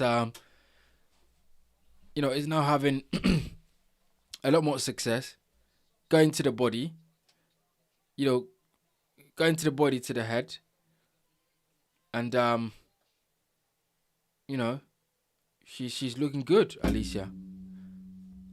Baumgardner's looking good. Yes, James Dixon. How are you, my friend? How are you, brother? He says, regards from Scotland. Absolutely. Shout out to all of Scotland. And James, thank you very much, James, for coming on the channel. Hit the like button. I appreciate you, James. And yeah, if you have any question, or if you have anything, James, that you want to talk about, that you want to ask, any statement, anything at all, put in the comment section. I appreciate you joining, the live and let me know that you're here. Shout out to Scotland. I appreciate the whole of Scotland. So yeah, let's go. Let's get it. Look, Bombgardner wins this fight, absolutely. Try and get, Boudoir out of there, if she can. Yeah. Guys, Netflix, right? Netflix, I think Netflix is going to be a home for boxing. I think there's a lot that is going to change when it comes to boxing and Netflix. I think, a lot more fights are going to happen on Netflix. Not just, influencer fights and the YouTuber fighting. No, I think, boxing, real boxers are going to be taking a lot of fights on Netflix very soon. I think Netflix is going to venture into doing more with real fighters over the coming years. So, look, that is good, isn't it? Because we all have Netflix accounts.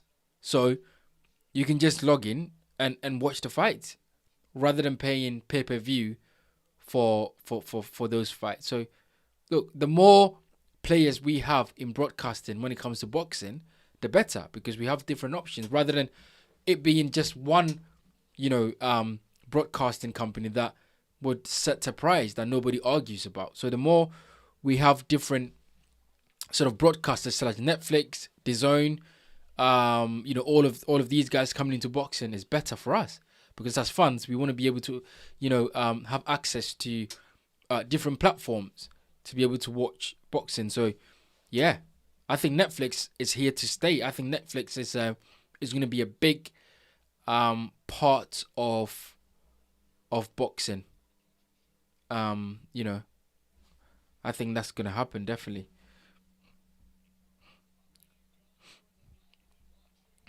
Round 9. And Boudoir is still in there. She's still in this fight. She I thought that Baumgardner would get rid of her, but she's here. She's still in the fight.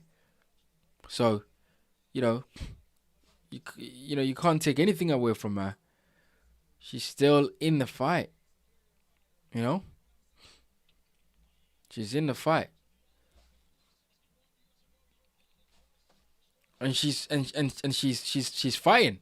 Like, Boudoir is having a go. She's been beaten, but she's swinging. She wants to go down on the shields, and you gotta respect that. This fight is a 3-minute fight, 3-minute round. So, and that's a lot of things that people have. A lot of people have said this about women's boxing, that it should be like men's boxing, right? 3 minutes round. And this fight is 3 minutes round.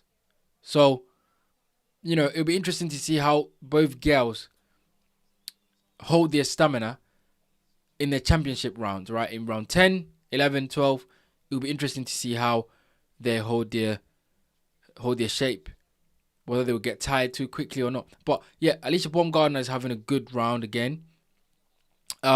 Boudoir is still in there. She's competitive. She's losing the rounds, but she's competitive in those rounds. And yeah, you can't take anything away from her. I think she's doing all right. Although she's losing, I think she's being competitive. Oh, it's a good shot from Dubois. It's a good right hook from her. Yeah, the arena is filling up in Miami. It's filling up. This is the co-main event. After this fight, Anthony Joshua versus Jake Paul is going to be on there. And it's going to be interesting to see how this fight goes. James Dixon. James, what do you think about Jake Paul versus Anthony Joshua? How do you think this fight plays out, James? Get in the comment section, please, and let me know. I'm interested to know what you think about this one, James. Do you think that Joshua gets rid of Jake Paul in 3 rounds, or do you think Joshua will carry Jake Paul for 6 rounds, or do you think Joshua just get rid of him in the first round? Like, what do you think happens here, James? It'll be interesting to know what you think. And anyone else, guys, what is your prediction for Jake Paul versus Anthony Joshua? How do you see this fight playing out? Put it in the comment section and let's have a chat about it. All right, round 10. Alicia Baumgardner versus Dubois. And look, Bombgardner is winning this fight. Absolutely. Dubois has lost almost every round apart from round 1. But she's competitive. She's in there. She's having a go. She's swinging. And, you know, that's the way, you know, that's how it goes, isn't it? You get in there and you have a fight, and even if you're losing, your pride keeps you in that fight, keeps you in that ring, and you know, and you keep going. So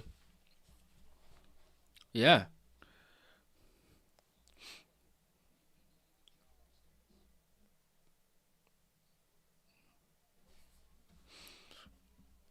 Bombgardner.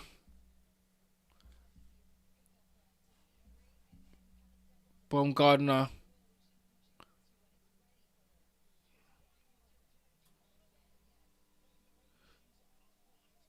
Oh.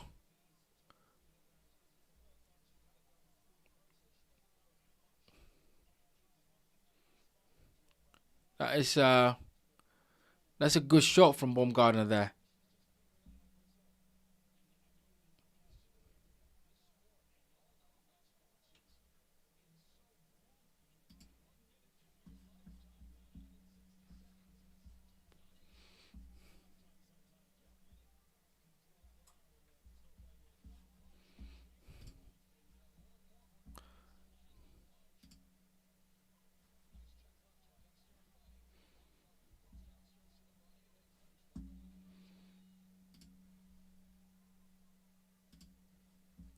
Yeah.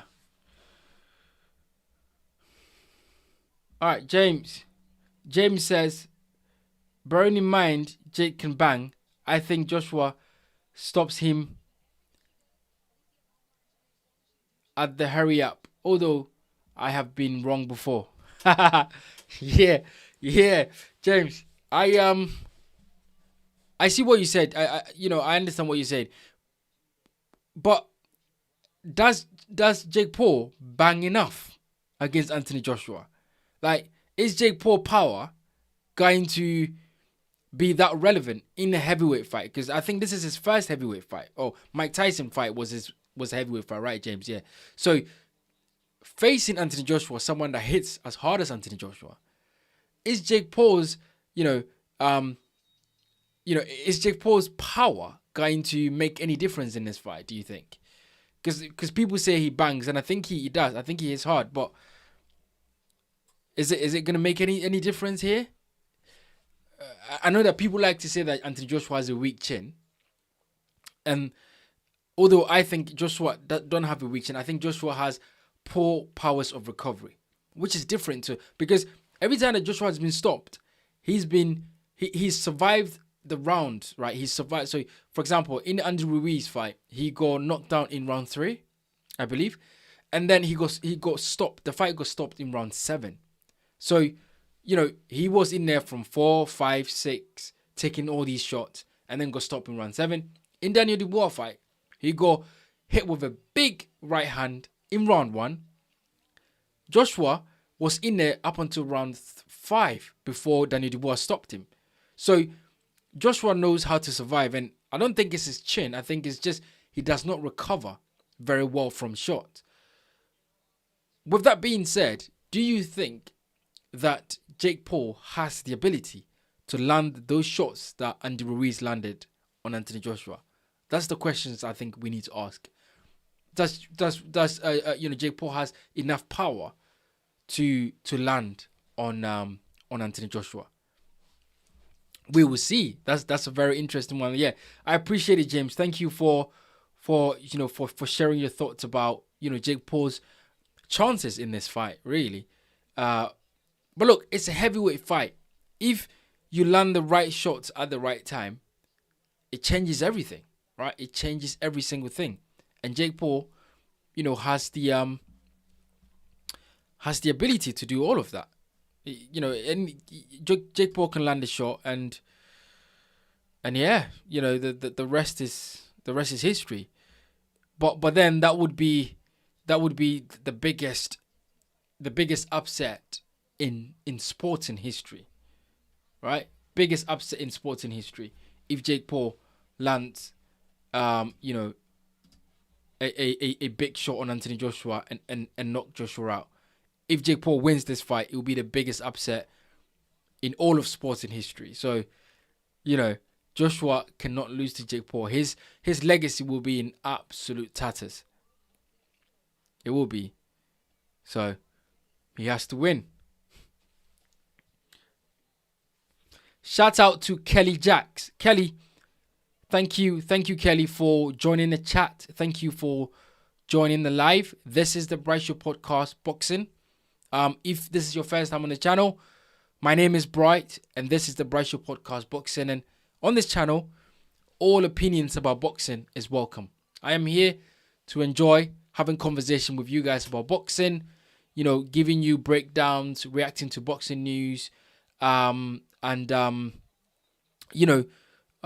just chatting boxing with people. So Kelly, thank you very much, Kelly Jacks, for coming into the chat and, let me know what you think about it.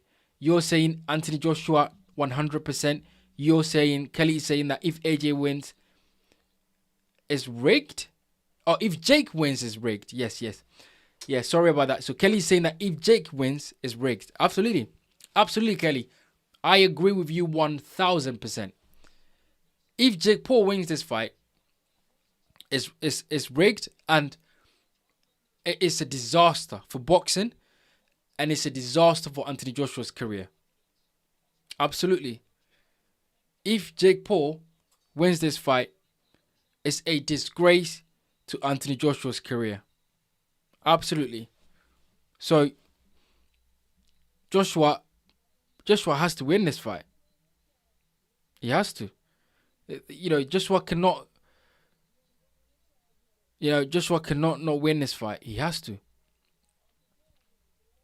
All right, last round, Alicia Baumgardner versus Dubois. And guys, I must be honest here. I've been impressed with Dubois. Yes, she's been losing the rounds. Alicia Baumgardner has been having success. However, she has been holding her own, and she has been, throwing punches with Bombgardner. So that was a beautiful shot right there from Dubois.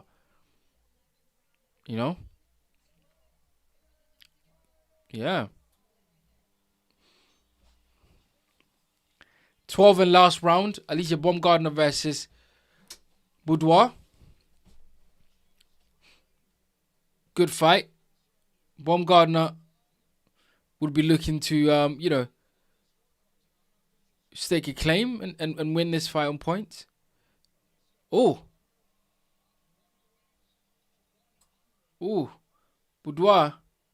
has landed a big shot. Bombgardner, retreated back into the ropes. Excuse me, guys. Kelly Jacks says, just look at Mike Tyson. Says it all. Mike would have KO'd him, no problem. Thanks. Yeah. Look, I see what Kelly's saying. Because Mike Tyson versus Jake Paul, right? When you look at the fight back, when you look at some highlights and things like that, you could see that Mike Tyson sometimes was holding back on certain shots. So I think there was some level of, arrangements in that fight for Mike Tyson to not land big shots. So I understand what Kelly's saying, because when you look at the some of the highlights, you could see, you could see that Mike Tyson was holding back on certain things. Peter Young, welcome to the channel, Peter. Welcome to the chat. Peter, thank you very much for, putting something in the chat. I appreciate it. Peter said, what round is it now? Peter, Anthony Joshua versus Jake Paul is not on yet. It is Alicia Baumgardner versus Dubois. The women's fight is the 12th round, and Bombgardner is winning this fight, Peter. So 12th round, Alicia Bombgardner versus Dubois. That's the fight that is on now. After this fight, it's going to be Jake Paul versus Anthony Joshua, Peter. So that's where we are. But yeah, thank you very much, Peter, for getting in the comment section and having a chat with me. Appreciate it. Kelly Jack says, yeah, man, definitely, yes, Kelly. If you watch the fight back again, Jake Paul versus Mike Tyson, you could see that Tyson was holding back on certain shots. So yeah, I agree with you. Oh, 18 seconds. Alicia Baumgardner landed some massive shots there. She's been hurt herself. Jeez. Alicia Baumgardner is going for the knockout. Dubois is looking hurt. She's all over the place. Dubois is all over the place. Bombgardner is landing some big shots. Jeez. What a fight. What a fight. What a fight. That was a good last round. That was a good last round for Alicia Baumgardner versus Dubois. And guys, after this, the fight is on. Anthony Joshua versus Jake Paul. After this fight, Anthony Joshua versus Jake Paul is what we'll be seeing next. Can't wait. It'll be interesting to see how Joshua plays this one. James Dixon, he says Peter Kelly. Who's Peter Kelly, James? Is he a Scottish fighter? Peter Kelly? Who is he? Kelly Jacks. He says, or Kelly Jacks says, can't wait. Yeah. You mean you can't wait for the Jake Paul versus Anthony Joshua fight? I think you're not the only one, Kelly. I think a lot of people, including myself, is waiting. We're all waiting. It will be the next fight, right? So yeah, we're all waiting to see what happens. Kelly Jack says, holding back big time. Mike would have KO. Yeah, I agree. Mike held back a little bit in the fight against Jake Paul, because otherwise Mike Tyson would have landed a massive shot. So absolutely, I agree. Yeah.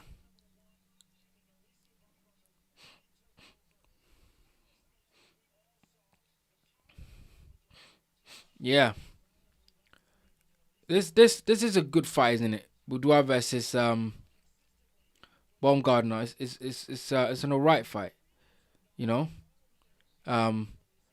But yeah, we're waiting for the main event. We're waiting for the main event. That's what we want.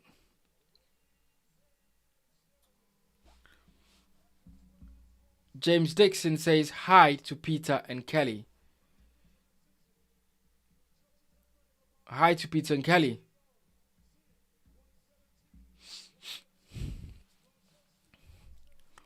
Yeah. Baumgartner wins this fight, isn't it?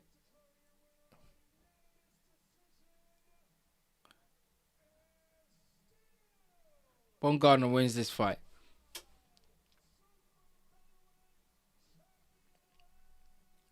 And that is this fight is a super featherweight. Right? Super featherweight. So how is Baumgardner how is she going to face Clarissa Shields, you know? How would Baumgardner face Clarissa Shields? I don't know Peter Young. Peter says, where can I watch the Joshua fight? Peter, on Netflix. This fight is on Netflix, Peter.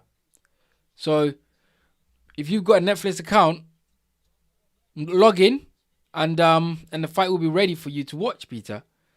So yeah, it's on Netflix.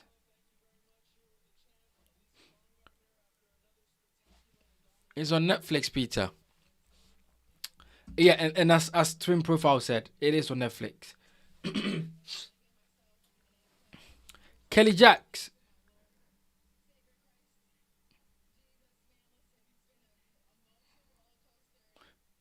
Jake walking out like Walking Dead. Wait, that that cane he will need. So Jake Paul comes in with a cane, didn't he, Kelly? So Kelly is saying that Jake Paul is walking out like Walking Dead. The way that he came in, he will need that cane after Joshua KO. That's a good one. Yeah, that's a good one. Look, he he might need the paramedics to get him out of there. Yeah.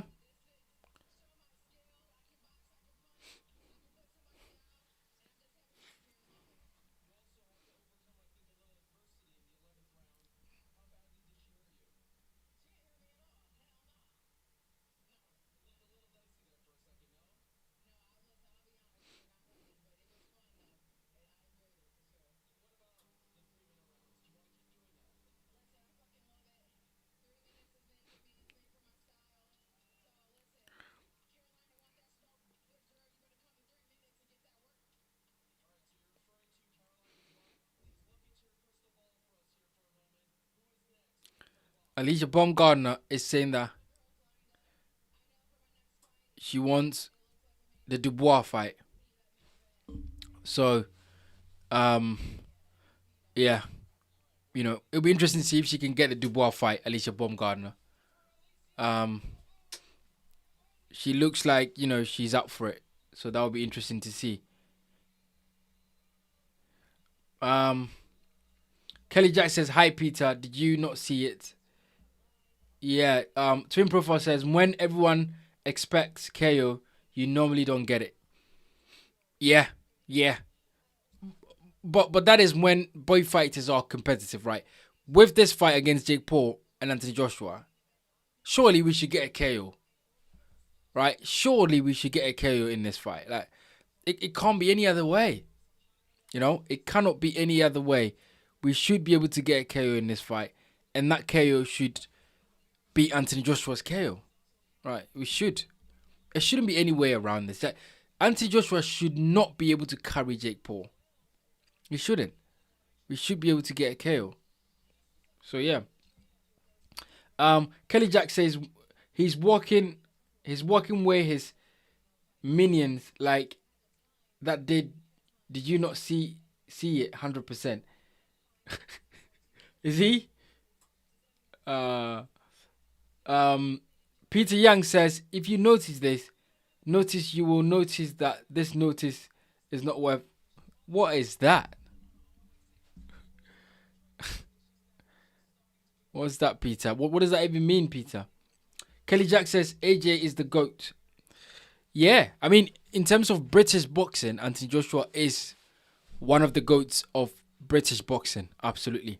Alexander Usyk is the GOAT of this generation. Absolutely. Usyk is the GOAT of this generation. But Anthony Joshua is one of the GOATs of British boxing. Absolutely. 100%. 100%.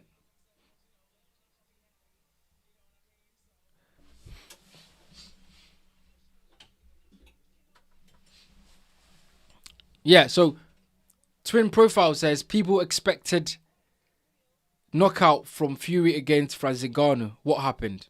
That's a good point. That's a good point, brother. Um, yeah, I mean, people. I'll say this though. I'll say this right.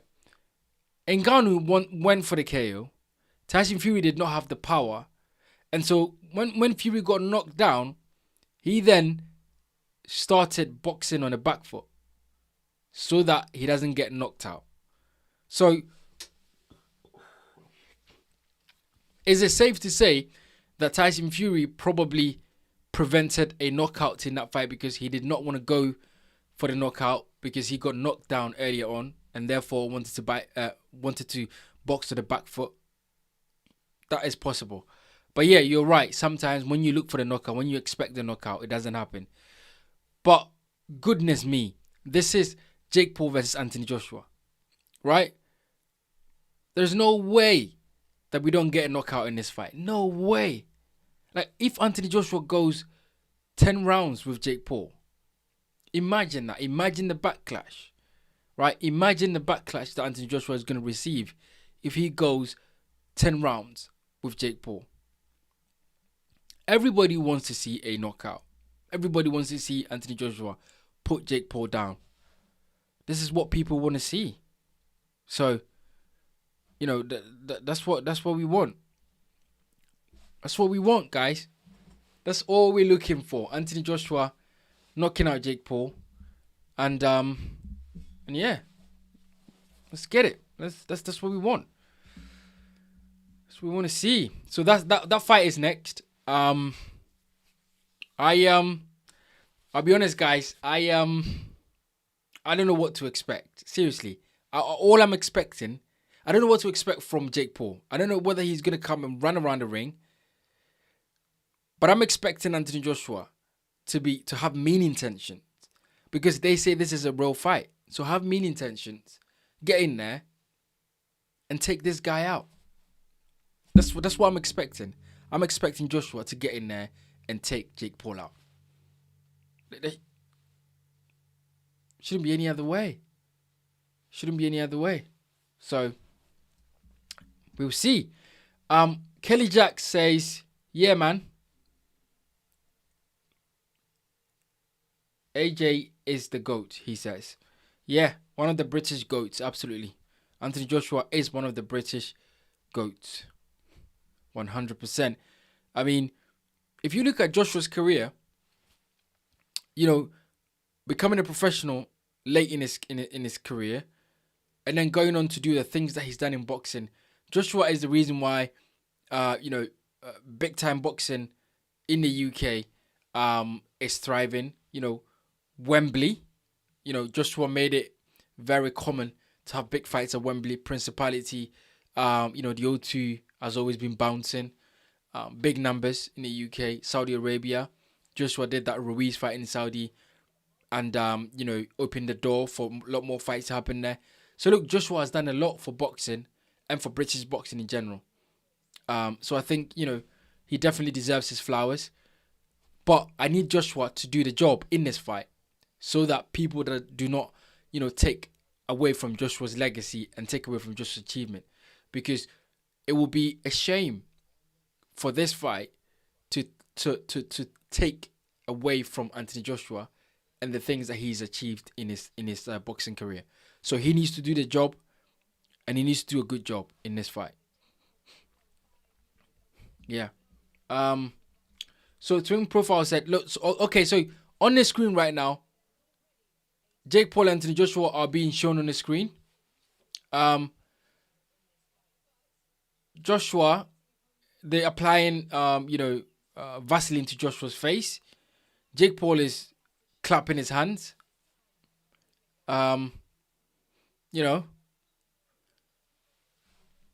It's Be interesting to see. What did So I've got here. Twin Profile says, what round do you think he gets KO'd? Look, I don't think this fight should go past 3 rounds. I think Joshua, if he's gonna have a feel, for Jake Paul in there, just see how he reacts to feints, how he reacts to the jab being, when Joshua lands the first jab, how he reacts to things like that. It'll be interesting to see how that goes. I'm expecting Joshua to knock Jake Paul out in 2 rounds. Just like how can Francis Ngannou last? How can Jake Paul last longer than Francis Ngannou in there? This is the question I'm asking. If Joshua carries Jake Paul, I'm gonna think, why are you doing that? Get rid of him. You got rid of Francis Ngannou. Get rid of Jake Paul, right? Because I don't want this fight to take away from Joshua's achievement. Because if Joshua doesn't knock Jake Paul out, people are gonna say Joshua is washed up, and people are gonna say things about Joshua's legacy because of this fight. So I don't want Joshua to go in there and just mess about. Just get in there and knock this guy out and get him out of there, and make 50 million pounds or 80 million pounds, however much he's gonna make, and move on with your life, really. Yes, shout out to my guy, Coves89. I appreciate you, brother. Thank you very much for joining the chat, bro. He says, locked into your live, bro. Thank you for joining the chat, Coves. I appreciate you, my bro. And if you have any question, if you have anything, bro, that you want to talk about, we're waiting for the Jake Paul vs Anthony Joshua fight to commence. But if you have any question, anything at all, put it in the chat. Let's have a chat. We're here. This is the Bright Show Podcast Boxing. My name is Bright, and let's go. Let's do it. Look, it's been really good, man. We've had a lot of questions, a lot of statements. People have put the opinions as well in the comment section. And I'm loving it. So yeah, thank you, Coves, for logging in and coming into the chat. Yeah. So we're just moments away for Anthony Joshua versus Jake Paul. Moments away, guys. Moments away. Cove said, I think, like you're saying, if this goes wrong, it messes up the Fury fight. Yeah, absolutely. Look, if this goes wrong, I think the Fury fight happened, but it leaves a bad taste in people's mouth. You see what I'm saying, Coach? Like, if Anthony Joshua gets in there and for some reason does not beat Jake Paul, it leaves a bad taste in people's mouth. You see what I'm saying? And yes, he's gonna fight Tyson Fury next year. But then people go, you didn't beat Jake Paul. Like, what is that all about? You see what I'm saying? So he needs to beat Jake Paul. Joshua needs to beat Jake Paul. That's it. There's no other way around. Cole said, set the alarm for 3. I knew the workout would be around this time, but hey, caught the end of Bombgardner fight. But yeah, let's go. Yes, Coves. Yes. Let's go. I said the live was going to be 3. But then I got a message from one of my good friends who has a channel on YouTube, EMGM Sports, Enzo. Shout out to Enzo. And he said, you got to come in a bit earlier. So yeah, I got here around 2 o'clock. I started live at 2 o'clock, 2 a.m. And then we're here. So yeah, it's good. It's good. But look, you caught the Alicia Bombgardner fight, Coves. She fought well, Alicia Bombgardner. She looked good. She knocked her opponent down, but couldn't finish the job. And that was a 3 minutes round. Normally women's fight like 2 minutes rounds, but that was a 3 minutes round. So hopefully they keep doing more 3 minutes round for you women boxing, because I think we would get more knockouts in women boxing if they do 3 minute rounds. And Alicia Bombgardner says that she wants Caroline Dubois next. So there you go, Coves. It'll be interesting to see if she gets that fight. Cove says, nah, he needs to beat him. Big fact. Absolutely. It can't be any way around. Like, I can't believe we're here talking about whether Anthony Joshua is going to beat Jake Paul. I can't believe it, right? I can't believe we're having this conversation. Like, this is Jake Paul. This is Jake Paul, guys. For goodness sakes, this is Jake Paul. You know, just Jake Paul. Just get in there and you know, get him out of there. Guys, hit the like button. If you're in the chat, if you haven't hit the like button, guys, please hit the like button. Share the video if you can. And look, we want a lot more people on the live. I welcome every single opinion.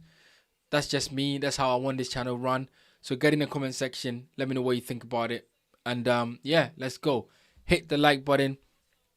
Share this video. And let's keep going. Cove said, not gonna lie, Dubois works here for me. Yeah, I think Dubois beats Bombgardner, but I think it's gonna be an interesting fight. Seriously, I think it's gonna be an interesting fight. I think Dubois, you know, will beat Bombgardner, but it's gonna be a competitive fight. It's gonna be a tough fight. But I think Dubois, you know, overcomes Bombgardner definitely. Cove said, it's a surreal world we living in 2025. Yeah. Bro, I am telling you, I cannot I cannot fathom the, you know, in big 2025 where they, you know, we're having Jake Paul versus Anthony Joshua, and we're here debating whether Anthony Joshua is gonna beat Jake Paul or not. I can't believe it. Like, I can't believe Jake Paul surely has not had enough experience in the time that he's been fighting to get in the ring with Jake Paul. Do you see what I'm saying? Like, if we compare experience, right, surely Jake Paul should not have the level of experience to survive with Anthony Joshua in there. And that's what I'm thinking. You know, he shouldn't. It can't be. It can't be. So yes, I agree with Coves when he says, you know, it's a surreal world we live in 2025. Absolutely. Big up. Yes, big up Kelly. Kelly Jacks, big up, brother. Cove says, yo, who that fruity dude behind JP? I don't know. I don't know. It's weird people, isn't it? Yeah, absolutely. Kelly Jack says, I don't care what anyone says. If AJ does not KO him, it's you know what. Yeah. Oh, yes, Kelly. Thank you, Kelly, for confirming that you're a female. Thank you. If I said him, sorry about that, Kelly. You're a female. So Kelly says, I don't care what anyone says. If AJ does not KO him, it's you know what. Yeah, I agree with Kelly. I agree. If Joshua does not KO Jake Paul, I am telling you, something is wrong. Something is wrong. Something is wrong with boxing. Something is wrong. Seriously, something is wrong. If Joshua does not KO Jake Paul, something is seriously wrong. And Netflix needs to be investigated. I'm telling you. Yeah. It's just, it can't be. Can't be. He has to get rid of him. It can't be. He has to get rid of him. Cove said, facts. He has to end it. I'm giving it 45 rounds though. 45 rounds though, Cove. Really? That's interesting. I was thinking 3 rounds. It shouldn't go past 3 rounds. Unless, guys, one thing. Unless Anthony Joshua has now teamed up with Alexander Usyk team. So unless Joshua is thinking, I need to get some rounds in, I'm going to have a look around, I'm going to work on a few things that I learned from Usyk's camp, then absolutely, I understand that. But I don't think this fight becomes interesting from Anthony Joshua's perspective if it goes past 5 rounds. If Jake Paul is in there after 5 rounds, it looks bad for Anthony Joshua. Seriously, it looks bad for Anthony Joshua. If Paul is in there, you know, it looks bad. So he needs to Joshua needs to do something, and he needs to do something quick. Kelly says, yeah, something is definitely, yeah. If Kelly, I promise you, if Anthony Joshua does not knock Jake Paul out, something is wrong. Absolutely. 100%. Cove says, I don't think AJ has it in him because, Chale, whole boxing community gonna be in uproar. Yeah. I agree with you, bro. If if Joshua doesn't do this, everybody's gonna have a go at him. Like literally. Remember that loss to Andy Ruiz, and people just wouldn't let Joshua rest because everyone went in on Joshua after losing to Ruiz. If he goes life and death with Jake Paul, he will never hear the end of it. He would never hear the end of it. So he has to win. John Parkinson, sorry. John says AJ needs to win over this mouth. So you probably mean that Jake Paul talks too much and Joshua needs to, shut his mouth, shut him up basically. I agree with you. Cove says only cause I can see Jake Paul running and maybe want to try a few things, but personally looking to see its end in 2 rounds with a rip shot to end it. Yeah. I see what Cove is saying. Yeah. Cove, one thing that I said as I was watching the Alicia Baumgardner fight was that the ring is massive. Yeah? That's what I said. So I said the ring is a big ring, Coves. So I can see Jake Paul running around the ring like an idiot, not wanting to get hit with a big shot and trying to survive for a few rounds. So I agree with you. I said that, he could be he just want to survive. I can see Jake Paul just trying to survive. I can see that happening, Coves. Kelly says all money is on AJ, the main man. Yeah, absolutely. Kelly, have you bet on this fight, Kelly? If you did bet, how much did you bet on this fight? And what was the bet? Was it a KO to Joshua? What round? Give me a bit more information, Kelly. What was the if you bet, what did you do? What was the bet? Cove said, and I don't think that's an accident for the ringside. No, it's not. It's not. They know what they're doing.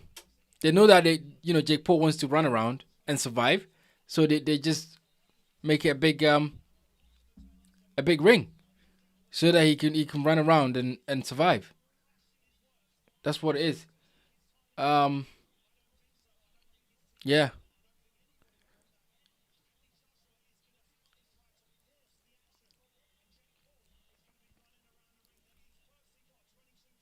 "22-foot ring, guys. 22-foot ring. Come on.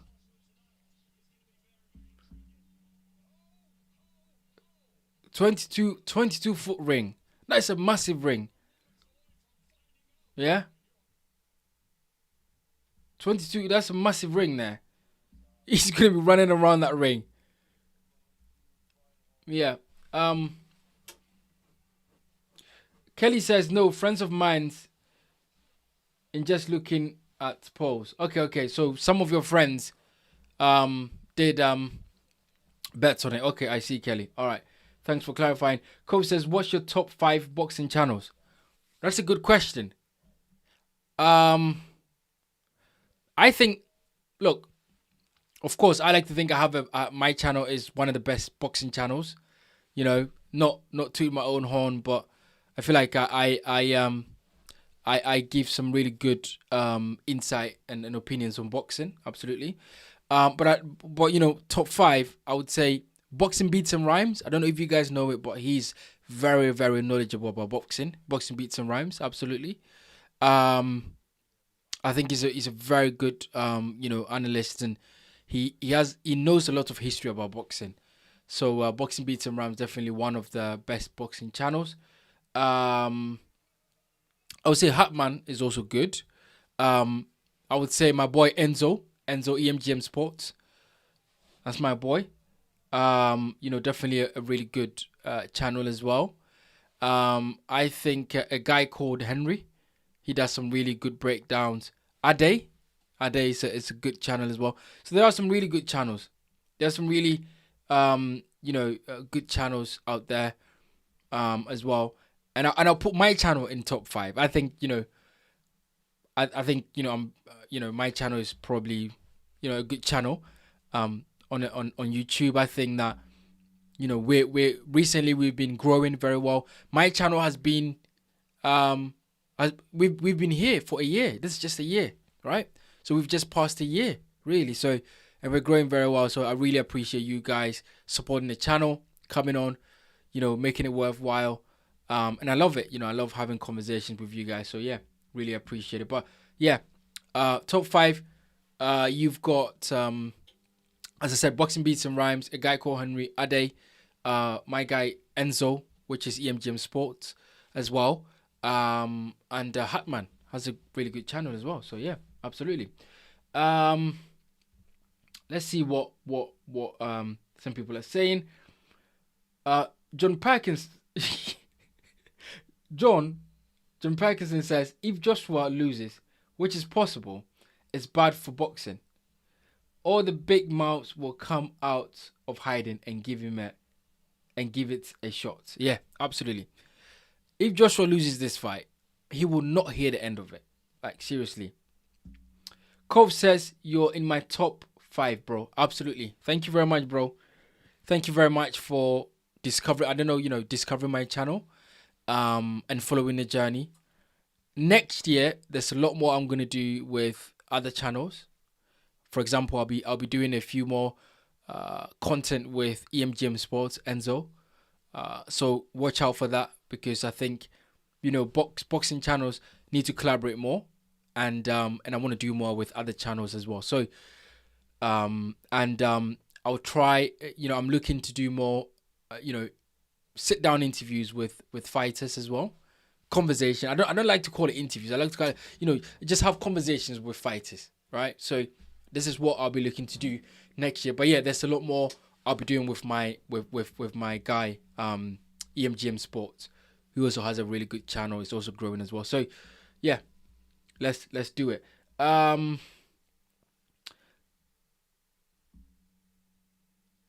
Joshua said, Kelly says, I see you're getting excited. Absolutely, Kelly. I am, because I don't know what to expect, Kelly. Like, seriously, I don't know what to expect in this fight. So I am definitely getting excited, because anything can happen in this fight, and I don't know what to expect. Joshua Heath, he says, can't wait to see how this fight plays out. Literally got my cookie and cream, ice cream. Cookie, ice cream. Whilst I'm waiting for the start. You got ice cream? What, 4 o'clock in the morning? Jeez. He's daddy. Look, shout out to Joshua Heath. You're dedicated, brother. He's got his ice cream, all of that stuff ready. That's interesting. Rick Ross is in the building. Shaggy is in the building. I guess all the celebrities are gonna come out. It'll be interesting to see who else is. Cameron is in there. People are in there, man. It's like, big celebrities are in the building for this fight, so why not? What have we got here? John Fisher. Yo, John Fisher, quiet. John, welcome, brother. How are you, John? John has been following my channel for a while. I really appreciate John. I really appreciate each and every one of you guys, man. Seriously, like without you guys, this channel is nothing. Absolutely. Without you guys supporting this channel, liking, subscribing, sharing, we've grown so much. Just a year of this channel being present on YouTube, and we've grown so much, and it literally can't. It couldn't have happened without you guys. So, John Fisher, shout out to you, bro. He says, bro, I'm scared for AJ. I'm scared for Jake Paul, but I hope AJ completely destroy him. Yeah, yeah. John, I agree.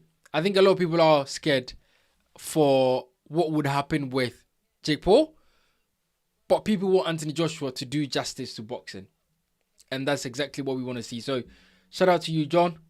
I appreciate you, man. Respect, my brother. Cole says, wish he was doing this when the Wilder antics was going on and Hatman was going back and forth with LDBC. Them guys pretty much out of there now. Yeah. This channel wasn't alive then. My channel was not alive when Deontay Wilder and his people were making all those excuses. It's just silly. It's just stupid excuses for losing to Tyson Fury. They're just making silly excuses. But yeah, what did Cove say? Cove says, yeah, that would be sick. My boy Rex, Ghana boy too. He's jumped on a boxing media wave too. Oh, I don't know who Rex is.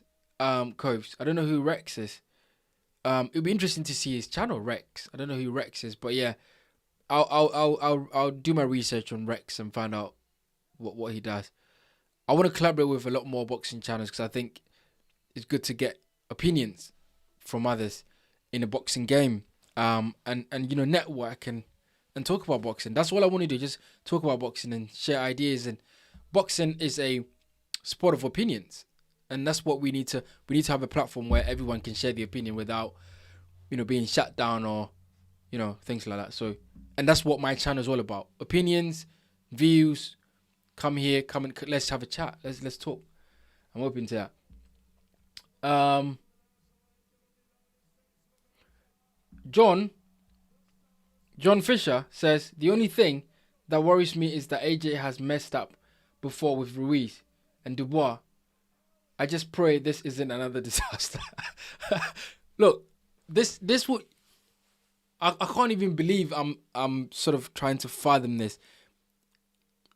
Joshua loses to Jake Paul, guys. Is the biggest travesty in boxing. It is the biggest travesty in boxing. So yeah, I hope it doesn't happen. John, I hope it doesn't happen because I think people will not. Joshua will not hear the end of it. Let's put it that way. John Fisher says respect, bro. Yes, respect, my bro. Respect, bro. Kelly Jack says you're good. Channel 100%. Yeah, Kelly, thank you very much for discovering my channel and thank you for coming on the channel. I appreciate it. Oh yes, David Gold X.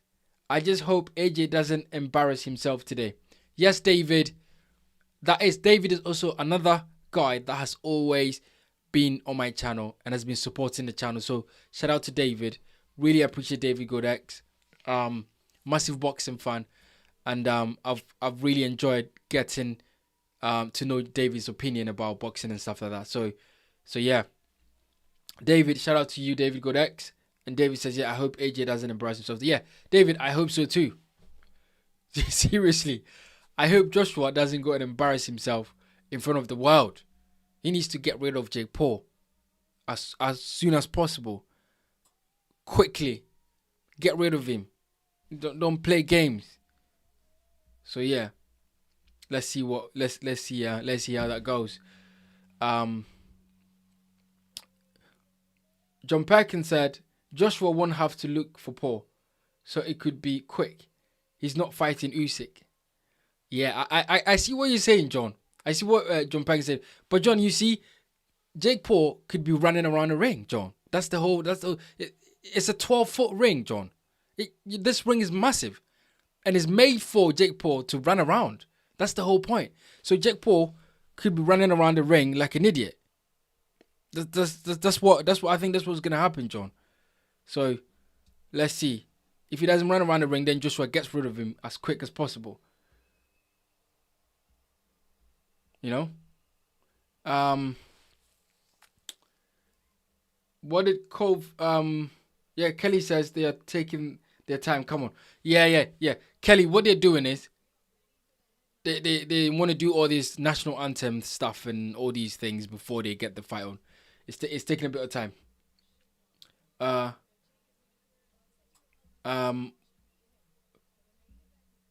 Cove said, yeah, his channel is called Casual Boxing Fan. Okay, Cove. No problem. I'll check. I'll have a look at that channel. David Godex. David said, respect, bro. Keep up the good work. I don't always comment, but I'm always watching. Yes, David, I know. I know you comment most of the time, but when you don't, I know that you're watching. I know, and I appreciate it, man. I really appreciate you supporting the channel. As I said, we've been here for a year. This channel has been alive for a year, and the growth that this channel has seen could not happen without you guys, supporting, and we're growing every day. So, yeah, I can't believe that this channel has grown this much in a short period of time. So, yeah, Joshua is ready to walk in. So wait, Anthony Joshua is not the main event. It's not the A side in this fight. Somebody explain that to me. Joshua is coming first in the ring, and Jake Paul is coming second as the main guy. How is that even possible? How? That's crazy. Guys, let me know what you think about it. Anthony Joshua is not the A side in this fight when he should be the A side. He's coming second, and Jake Paul. He's coming first, and Jake Paul is coming second. Because Joshua is about to walk, make his ring walk right now. That's crazy. Kelly Jack says Jake's always running around the ring. Yeah, he is.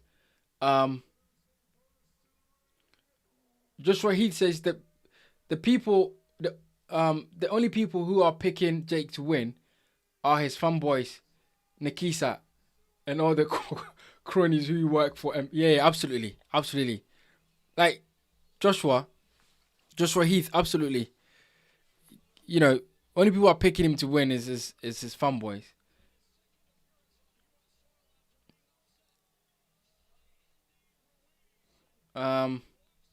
Cove says, also, let me give you your flowers. It's been a year, but you've been consistent too and invested in yourself.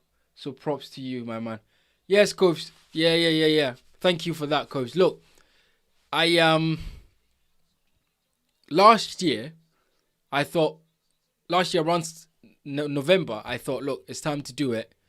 I'm gonna dedicate time to this, and I want to create this channel where I can have chat with people about boxing and see what we can do. And then the channel got monetized under a year, really, like 7 months, 6 months in, the channel got monetized, and it took off, and people started enjoying the content that I was creating, and my opinions and my takes on boxing, because I'm biased here. I'm not a super fan to any boxer, so I have no allegiance. I have no connection to any boxer, so I can share my opinion, and I can be free about sharing those opinions and not being biased to anyone.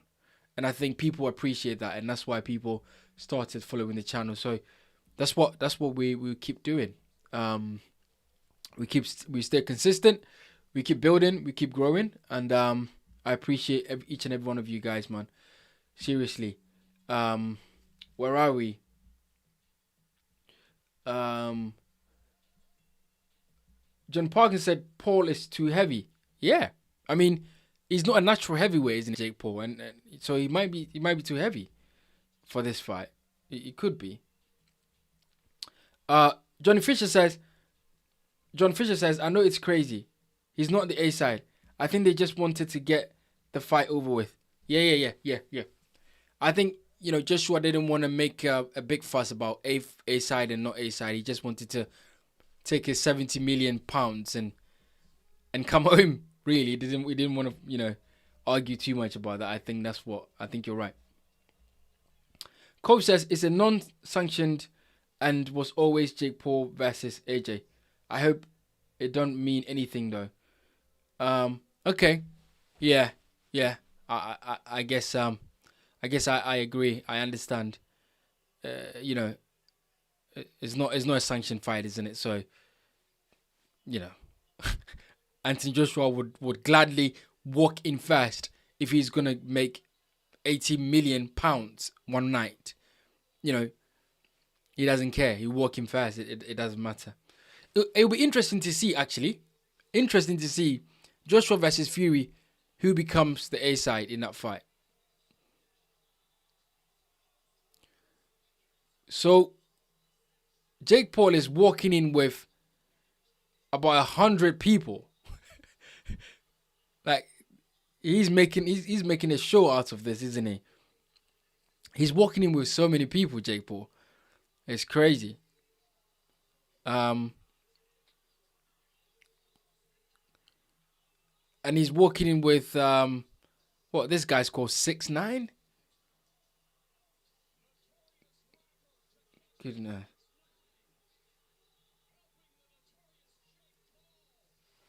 Yeah. Yeah, he's walking in with a whole bunch of rappers and a whole bunch of people. He's walking in with a bunch of people to get knocked out. Basically, is that what's happening there? He's walking in to get knocked out. That's what's happening.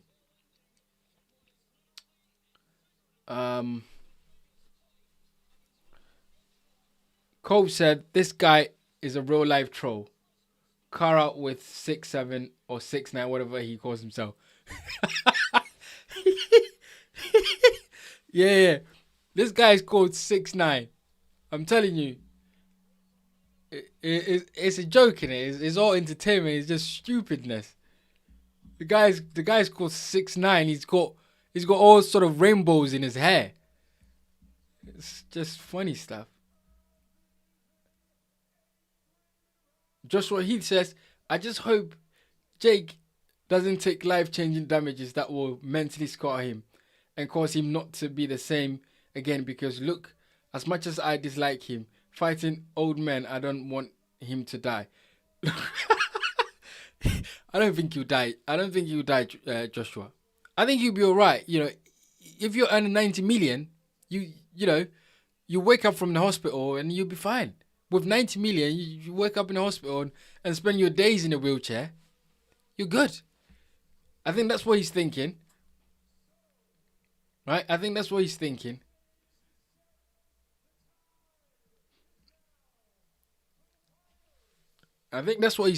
I will spend my life in a wheelchair and just make 90 million. That's what he's thinking. But yeah, Coves, yeah, those guys are clowns, innit? Like, they're there to just, get some money and just shout about. Yeah. Just what he says, bro literally has the number 69 tattooed on his forehead. Bro, I'm telling you, you can't make it up. A guy has 69 tattooed on his head. These guys are crazy. I'm telling you. He's got 69 tattooed in his face and he's got rainbow hair. I'm telling you. You can't make this up. It's crazy. Alright, so Joshua is being introduced.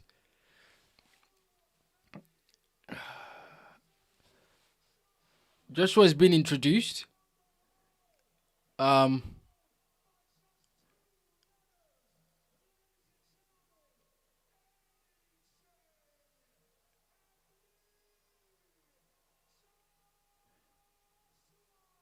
So Joshua's got the Nigerian flag, and Eddie Hearn has got the British flag around his neck. Joshua's got Nigerian flag, and Eddie Hearn has got the British flag on his neck as well. Interesting.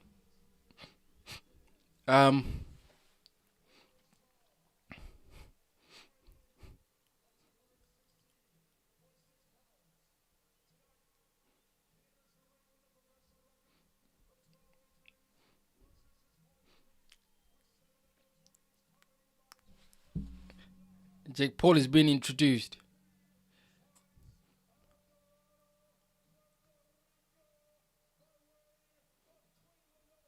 Cope says, bro, I've always wondered when you do the live, do you have the volume on or just really low? Yeah. So right now I am hearing everything that is in. So the volume is low so that you guys do not hear it, but I hear it. So that I can understand some of the things they're saying. So yes, the volume is low. Because if I turn the volume high, you guys would hear the volume on your phones as well. So the volume is low, but I can hear it. So yeah, it is low. Yes. Boxing Monkey, my brother. Greetings from Cambodia. There he is. Another one that's always supported me. Shout out to Boxing Monkey. Like, he's always supported this channel. He's always commented. He's always shared his views. I really appreciate it. So, my bro, thank you very much for joining the chat. Thank you for joining the live watch along. I appreciate you. And yeah, let's keep going. He's been with this channel since the beginning, really. So I appreciate it. And shout out to Cambodia, bro. Shout out to Cambodia. Okay, here we go. Seconds out, guys. What are we expecting here? What are we expecting?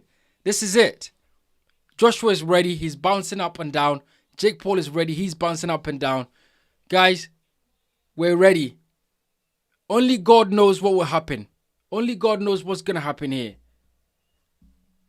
Only God knows.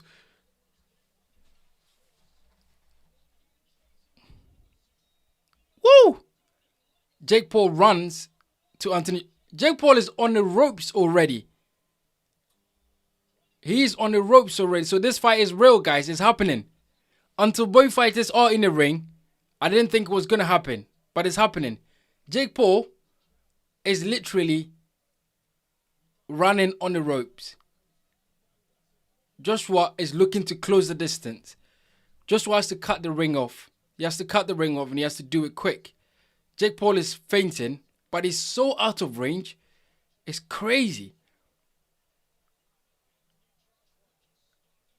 He's so out of range. It's crazy. Jake Paul. The ring is massive, Coves. I said it. 12 foot is a 12-foot ring. It's like a football field, really. Like, Jake Paul is. Jeez. Anthony Joshua, throws that big, right hook with Jake Paul, manages to. But the ring is massive.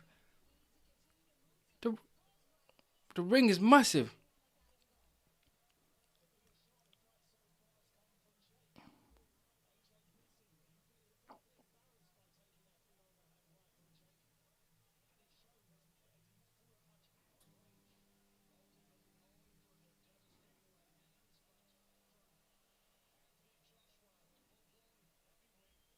Jake Paul is. Guys, I think this fight ends unexpectedly. I think Joshua lands something and it just ends unexpectedly. Like, it wouldn't be an exchange. I think it just ends unexpectedly. You see what Jake Paul is doing? He's just running around the ring.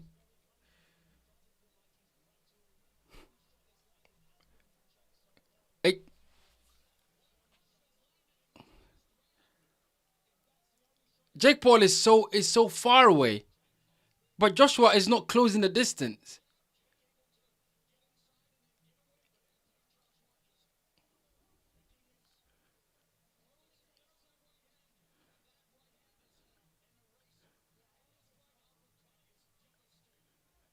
Jake Paul,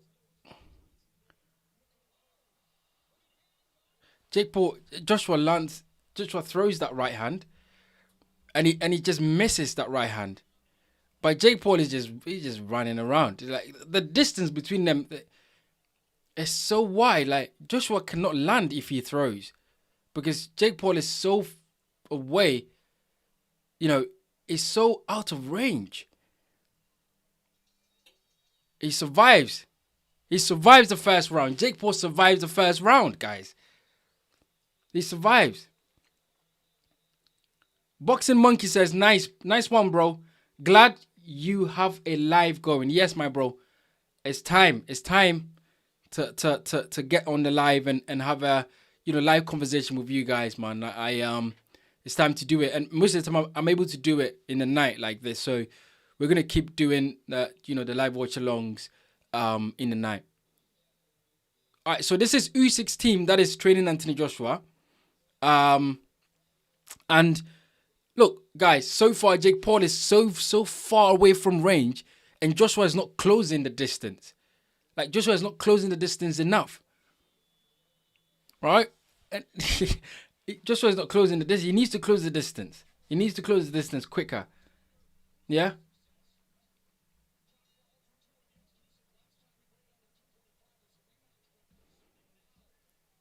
David Gold X said, sometimes it's hard being an AJ fan.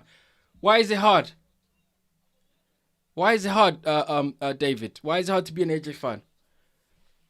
But the ring is so big. But you know what it is? It's awkward when you're fighting a guy. It's awkward when you're fighting a guy that doesn't want to engage, that want to run around. It's awkward, isn't it?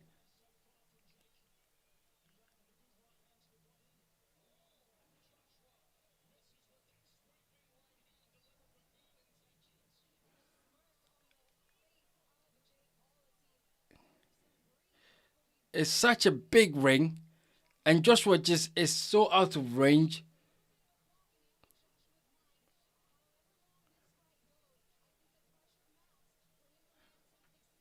I think Jake Paul's tactics is to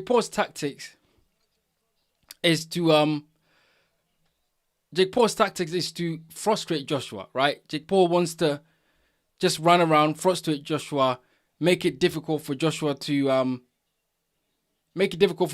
land, and he will look to take the fight into the latter rounds, maybe, and try and get some success there. I think that is what Jake Paul is trying to do because he's so far.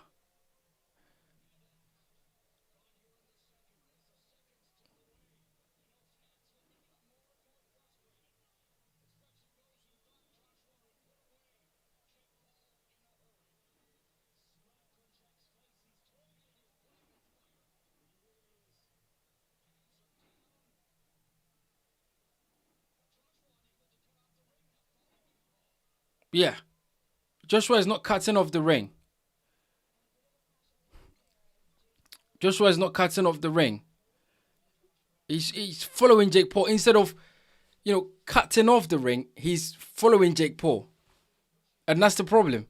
He needs to cut off the ring. Joshua needs to cut off the ring.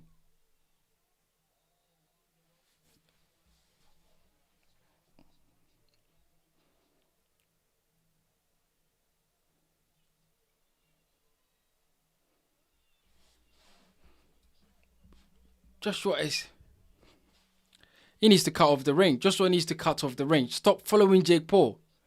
He needs to stop following him and just cut off the ring and let his hands go.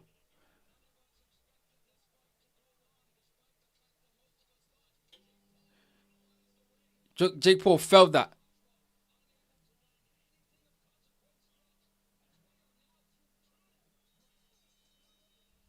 What is... Guys, is Joshua carrying Jake Paul?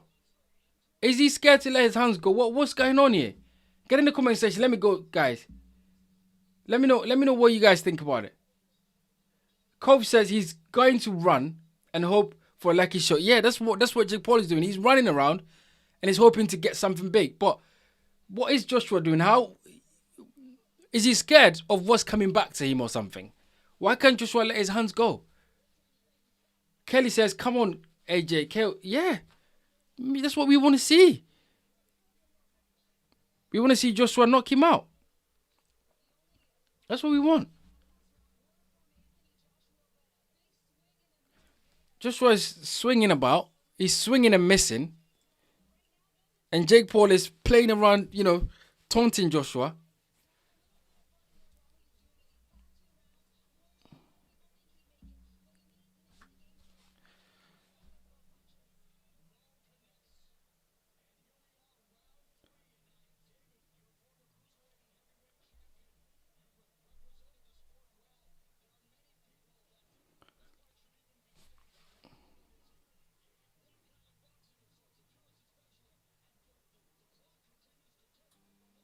Yeah, I agree. Coves is saying that AJ has to cut off the ring. Yeah, he has to. Jake Paul's landed something. And Boxing Monkey is saying that close the ring off. Plodding after him like an idiot. Yeah.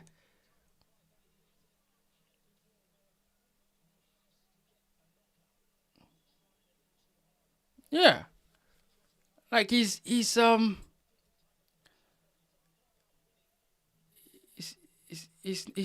Joshua is not, cutting off the ring. He's just following this guy.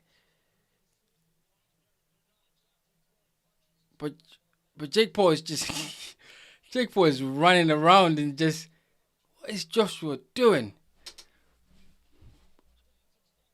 Jake Paul tries an uppercut.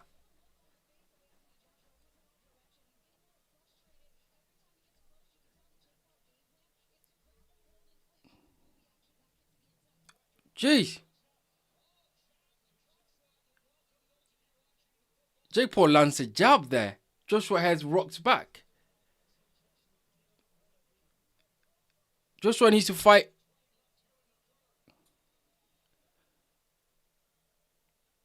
Joshua needs to fight on the inside.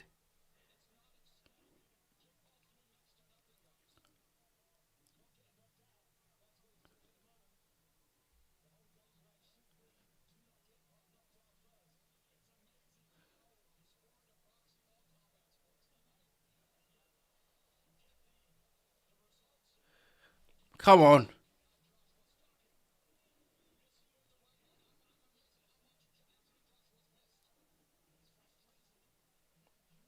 Joshua is getting frustrated in there, guys. He's getting frustrated in there. What why are you plodding behind this guy? Cut the ring off. Cut the ring off. Why are you letting this guy breathe for so long in there? Yes, he's running away. Cut the ring off. But that is tiring. That is Joshua, running around Jake Paul, running behind Jake Paul is tiring. Cutting the ring off is different to running behind him.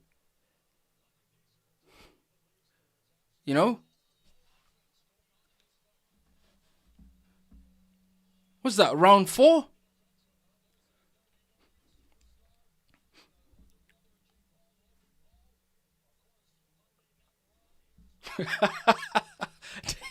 David Godak said, "Oh my God, is it looking? Who's this guy training Joshua anyway? This guy training Joshua? Is that one of Usyk's team?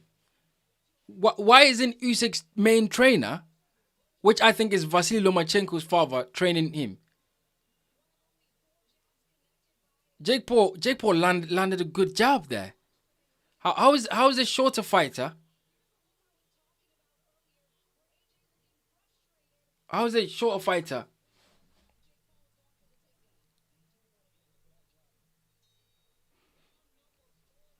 Yeah, Coach said this is looking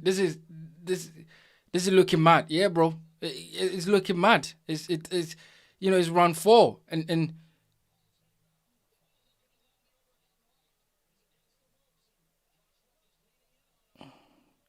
Jake Paul. Jake Paul is doing everything in his power to frustrate Joshua. Like he's getting on the floor and holding Joshua's legs. Like this is what David Good X Boxing Monkey said. Hey, Jake Paul landed a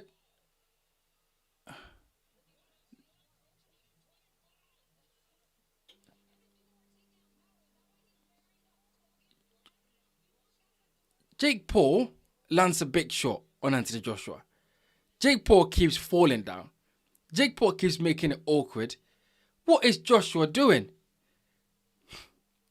But I must say though, it's difficult to knock a guy out that doesn't want to fight. The guy that's running around. It's difficult to knock them out because they keep running around.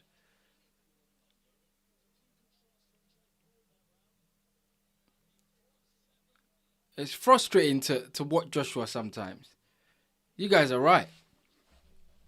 You guys are right with that. It's frustrating to watch Joshua. But he's just swinging his shots. Joshua just swinging his shots. Joshua swinging his shots instead of, throwing the shot. He's just winging the shots.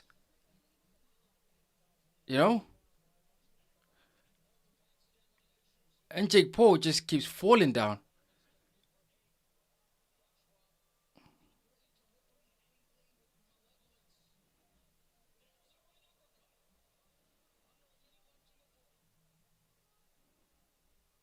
Oh, mate. Joshua. He's in the corner. That is the opportunity to let your hands go. Jake Paul. Jake Paul. Jake Paul is it's like a pig playing in mud. It's like a pig playing in mud, Jake Paul. What is going on here?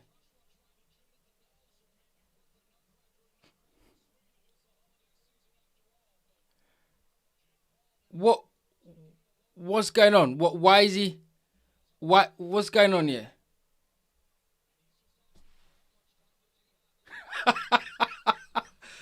What's going on here?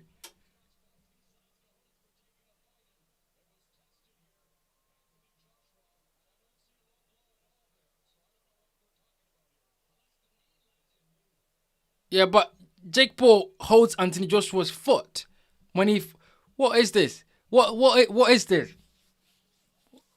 What? This is a joke, isn't it? This is ridiculous. This is ridiculous.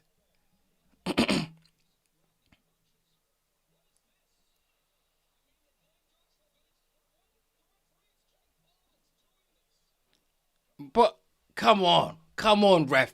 Jake Paul is trying to fall down, and come on. This is crazy. This is crazy. This is crazy. Jake Paul is falling down on the floor himself. Like, what is the referee on about? Yeah. The fans is not paid to see this crap. Exactly. Like, stop falling down, Jake Paul, and fight. It's hard to knock someone out when they're not fighting. When they're not, there to be hit. He's just running around. He's sitting on the floor. He's acting like a pig that's playing in mud. This is crazy. What are you guys saying? Boxing Monkey says, I've seen more violent games of kiss chase.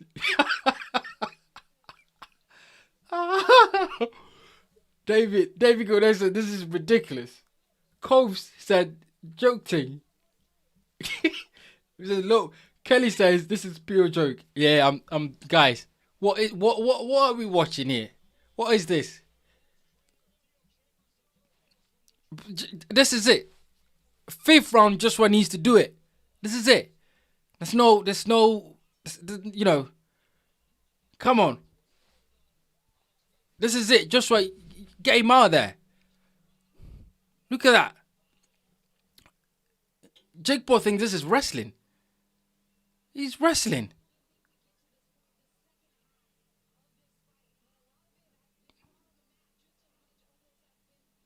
Come on.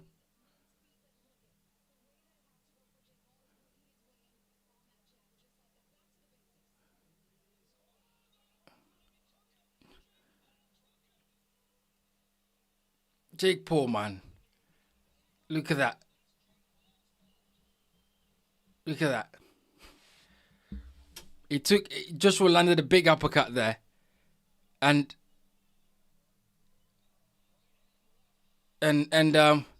Jake Paul, he knows that. He knows the...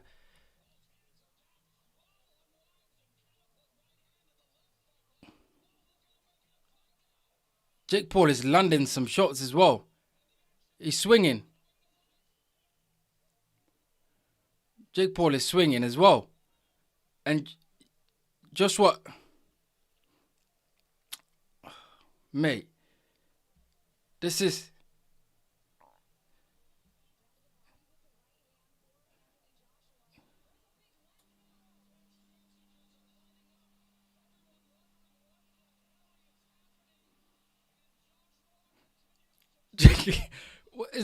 Okay, there's a knockdown. That's a knockdown. It's ruled a knockdown. It's ruled a knockdown. Jake Paul is tired. He is spent. I think he gets knocked out. I think he gets knocked out badly. He is tired. Joshua, jump on him. Close the ring. Stop plodding up behind him. Close the ring and land the shot. Land the shot. What are you doing, Joshua? Land the shot. Jake Paul, another knockdown. Another knockdown. He's going to get up. He's going to get up. He's a brave man. He's a brave guy. He's going to get up. But Joshua, get rid of this guy. It's 42 seconds on the clock. What is he doing? What's Joshua doing? He's there to be hit. Take him off. 30 seconds on the clock. 30 seconds on the clock. What? Was it? He's in the corner. He's in the corner. He's in the corner. It's round 5. It's round 5.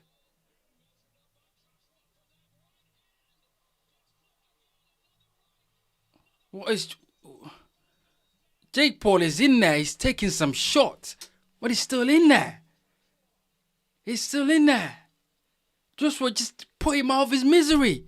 Put him out of his misery. David Gold X says, as someone who's been defending AJ Online for years, I might need to shut down my channel after this. He needs to get rid of him in this round. He needs to get rid of him this round. Seriously. He needs to get rid of him this round. Jake Paul is taking... Joshua is landing some good shots, but... Oh my goodness gracious. Joshua, what is he doing? Boxing Monkey says, Fury doing setups in his front room watching this. Paris holding his legs. Yeah. I can see Fury coming out. I can see Fury coming out and bashing Joshua for this performance. I can see that happening. And Fury is going to do that. Joshua needs to get rid of Jake Paul in this round. This is it. There's no other way. There's no other way. Jake Paul is done. Jake Paul is done. He's on the floor again. Look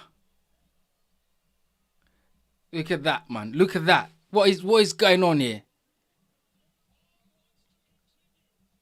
Joshua landed clean shots and get rid of this guy.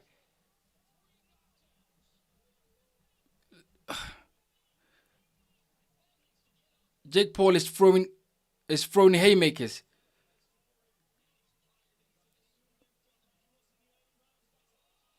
Big shot. Jake Paul is in there taking a shot, you know, and he's just bringing his tongue out. Like he's taunting Joshua, Jake Paul. He's knackered and he's taunting Joshua. He's taking some shots. Whoa! Whoa! Whoa! That's a knockdown. That's a heavy knockdown. I don't know if he's going to get up from that. Is he? Is he going to get up from that? It's done. Referee stops the fight. Referee stopped the fight. Jake Paul gets knocked down and gets stopped on his feet. Gets knocked down and gets stopped on his feet though. But Joshua makes a hard work out of this. Joshua makes a hard work out of this. Why is he still in there? Jake Paul takes some big shots. Jake Paul took some big shots in there. You know, it made it awkward for Joshua. And I guess people were expecting Joshua to knock Jake Paul out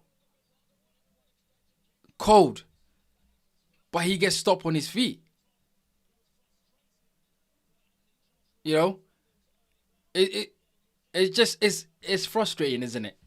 He just frustrated Joshua. That's what it is. Just, you know, he's just moving too much. And, you know, Joshua just couldn't get him out of there. But nevertheless, it's a knockout. Joshua gets the knockout. But it's one that, you know, I think it's always difficult to knock someone like Jake Paul out when he's running so much. It's a 12-feet ring. It's a massive ring. And it's always difficult to get rid of someone like that. But I expect Joshua to do better. You know? I expect Joshua to do better.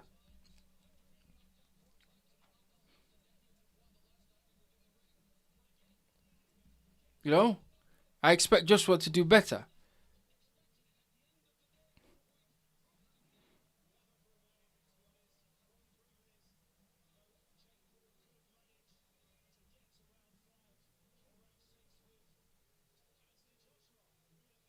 Ah.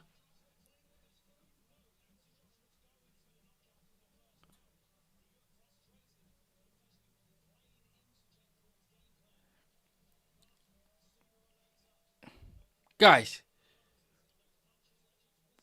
What you guys think was the problem here? Was it Joshua being gun shy? Or was it Jake Paul just being awkward to hit? And just difficult to hit? What do you guys think? What do you guys think this was? Because Jake Paul looked really done on his feet. Right? And he kept falling down and kept holding Joshua's legs. So Joshua hit Jake Paul with that uppercut. You know.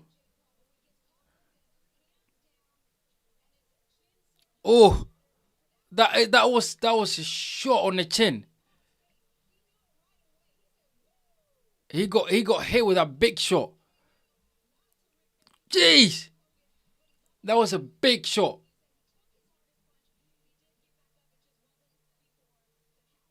That was a big shot. That was a big shot. He took a big shot. That was a big shot. Cole said he tried to run for a couple of rounds, but 8 3-minute rounds can only run for so long. Yeah. John Perkins a good tune up for Joshua. Kelly Jack says Jake rounding about like, he's just running around like an arse basically. Ben Newman said Jake Paul did shock the world with how long he lasted. Cole says I think it was the awkwardness. Yeah. Ben, yeah, he did surprise people for how long he lasted in that ring. Because I did not expect, Jake Paul to last that long in the ring. But I understand what Cobbs is saying because he made it awkward. He was running around, he was falling down, he was on the back foot, he was on the ropes, and then he's not, and then he's just awkward. It is hard to knock a fighter that is awkward in the ring. If someone comes to fight, it's easier to knock them out. If someone keeps running and doing all these nonsense, it's harder. Excuse me, it's harder to knock them out, and that's what we saw. But I was expecting Joshua to do it quicker than he did. But nevertheless, he gets the knockout. He lands a big right hand, and Jake Paul doesn't get up from that.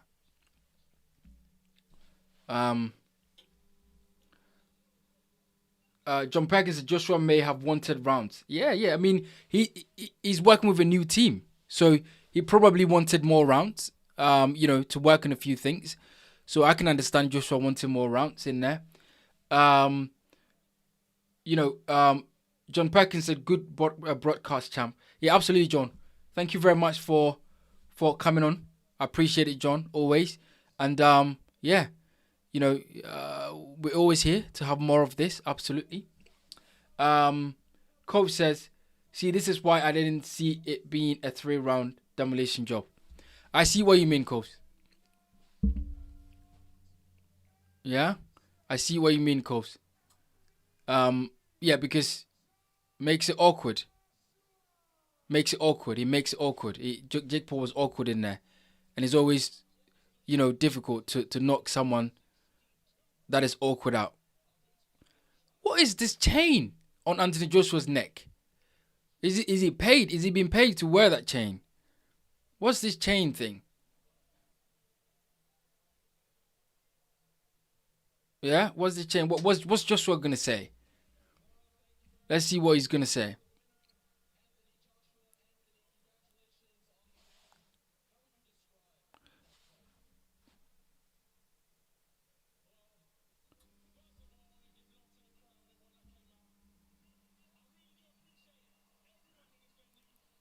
Joshua.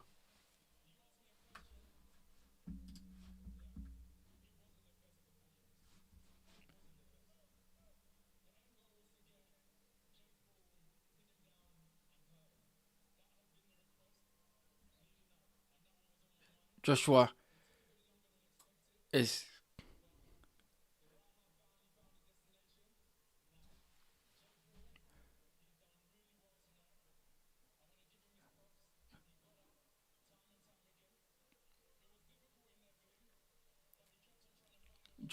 saying that it was difficult for Jake Paul in there, and that he gives respect to Jake Paul.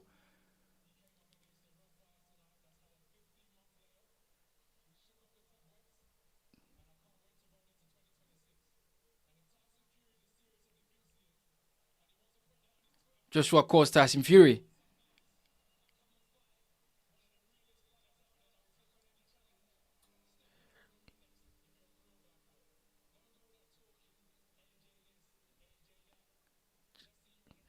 Joshua said Tyson Fury. Joshua said if Tyson Fury is a real fighter, he should step in the ring and fight.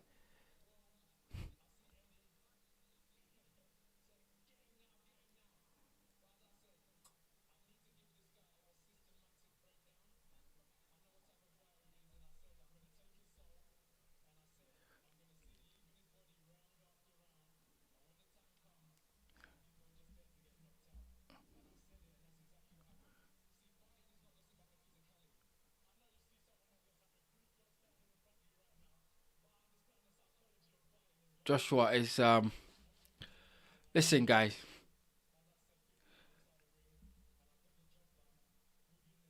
Listen.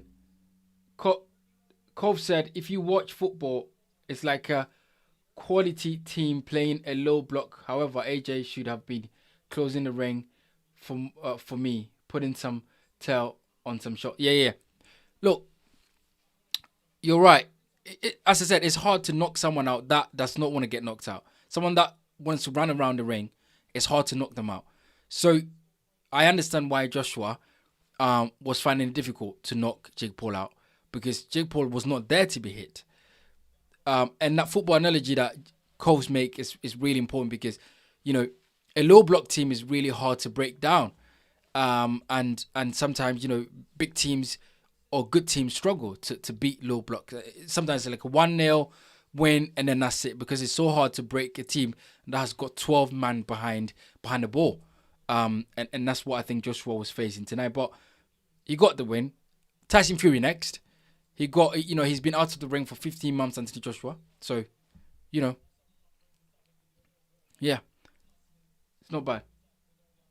Cope said, my first live with you. Agreed. Good broadcast. Yes, this is my first live ever on this channel. And I've really enjoyed it. You guys tuned in. Lots of comments. And we've made a ball out of it. So thank you all, guys. Thank everyone for coming on.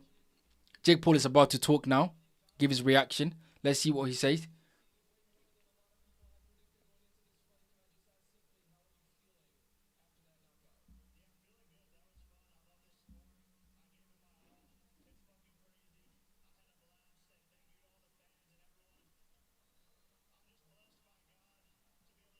Yeah.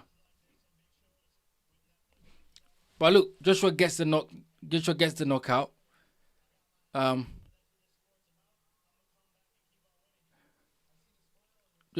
knockout and that's it.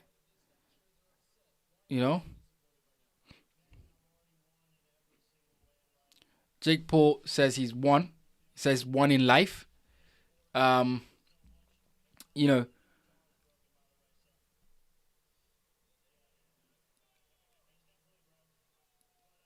Jake Paul's jaw is broken, he said.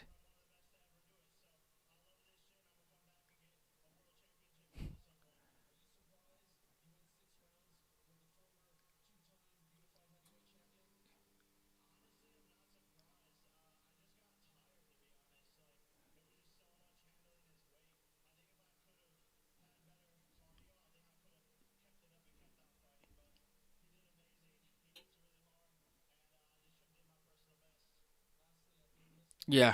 Listen, guys. Jake Paul says his jaw is broken. He wants to go for the cruiserweight world title. I don't think Jake Paul beats cruiserweight. Imagine Jake Paul in there with Jaya Pataya. Imagine. Can you can you imagine Jake Paul in there with Jaya Pataya?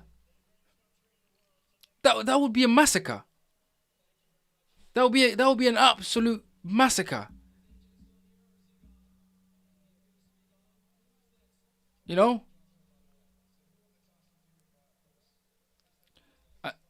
Eddie Hearn is saying, yeah, Kelly Jacks. Kelly says, brilliant live. Yes, Kelly. Thank you, Kelly, for joining the live. Thank you. If you haven't subscribed to the channel yet, guys, please subscribe. We've got a lot more videos coming. We've got a lot more content in 2026. Different content that I'll be doing. That is coming as well. We're going to be doing more lives. Monday night live is what we're going to be doing as well in 2026. So there's a lot more coming, guys. I really appreciate you guys coming on this and making this worthwhile. Anthony Joshua gets the job done. At some point in was it round 8, round 7, gets the job done. First few rounds was frustrating, but it is what it is.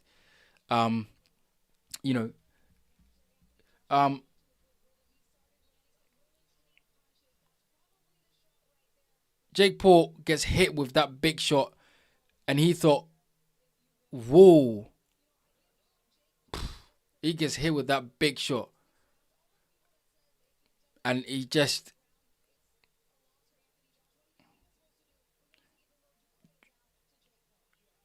Yeah. Took a big shot. That was a big shot. It's difficult. It's difficult to knock someone out who's not engaged. That was a big shot, that. Look at that. Jeez. That was a big shot.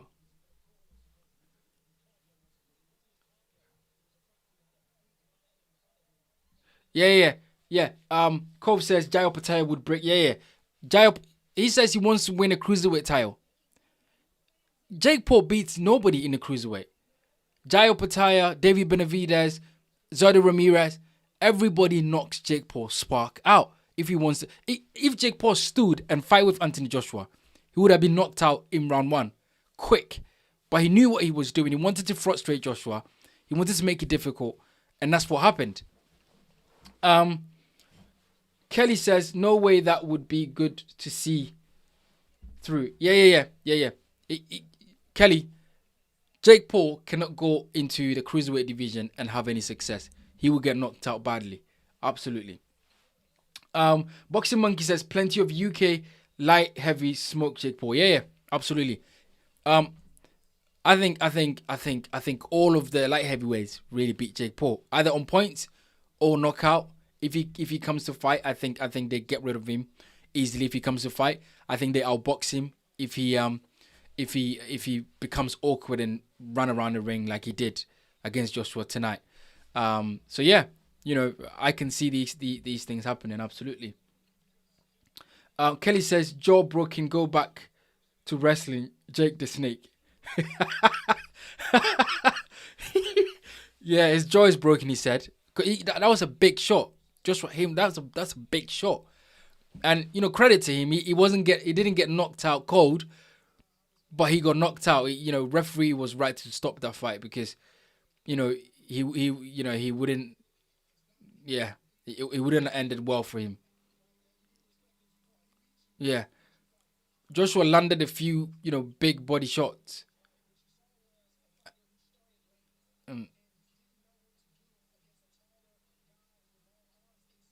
Yeah, it's Jake Paul. Yeah, yeah, Jake Paul. Psh, look at that, holding Joshua's legs, but then the last shot though, jeez, bang on that chin, and that was it. That was it. There's no coming back from that. He got hit with a massive shot, a massive shot. Yeah, yeah, that's it. Jerry Talu says, "Hey, bro, who's winning? Bro, the fight is over, Jerry. Jerry, Anthony Joshua knocks Jake Paul out, I believe, in round 6. The fight is over, Jerry. I think you're late. This fight is over. It's been over. Anthony Joshua knocked Jake Paul out after Joshua trying to get rid of Jake Paul for the last 5 rounds, running around the ring. Jake Paul making it awkward. Jake Paul falling down the floor, holding Joshua's leg, simulating that he's been hit low blow, just doing everything to frustrate Joshua. Joshua gets rid of him, I believe, in round 6. And that's it. Joshua's still walking around, saying hi to fans and stuff like that. Yeah. So I guess this wasn't a fake fight, was it? It wasn't a fake fight. But yeah, it's just difficult, right? It's hard to knock someone out when they don't want to be knocked out. Boxing Monk says, if jaw is broken, you can't talk. Look at Opataya after the first British fight. Man's jaw nearly fell off. Yeah. Opataya's jaw was hanging by the thread. That's how hard he got hit and how broken his jaw was. So we'll see if Jake Paul's jaw was broken for real when he goes into when he gets checked out. We'll see. But look, it wasn't. It was a circus, isn't it? This was a circus, and that's exactly what we saw. We saw a circus. And there's nothing to say about it really. It's just a circus. That's what it was. Kelly Jack says Jake walking in with a cane like dead in walking back out with his cane. yes. Jake walked in with a cane and he's walking out with a cane with a potential broken jaw. That's what it is. That's what it is.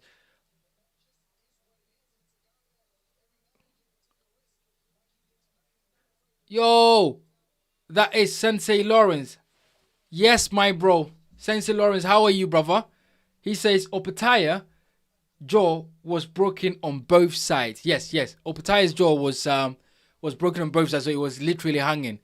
Now, Jake Paul's jaw could be broken on the left side because Joshua landed that right hand, and Jake Paul's neck went that like that. So it could be broken on just the right hand.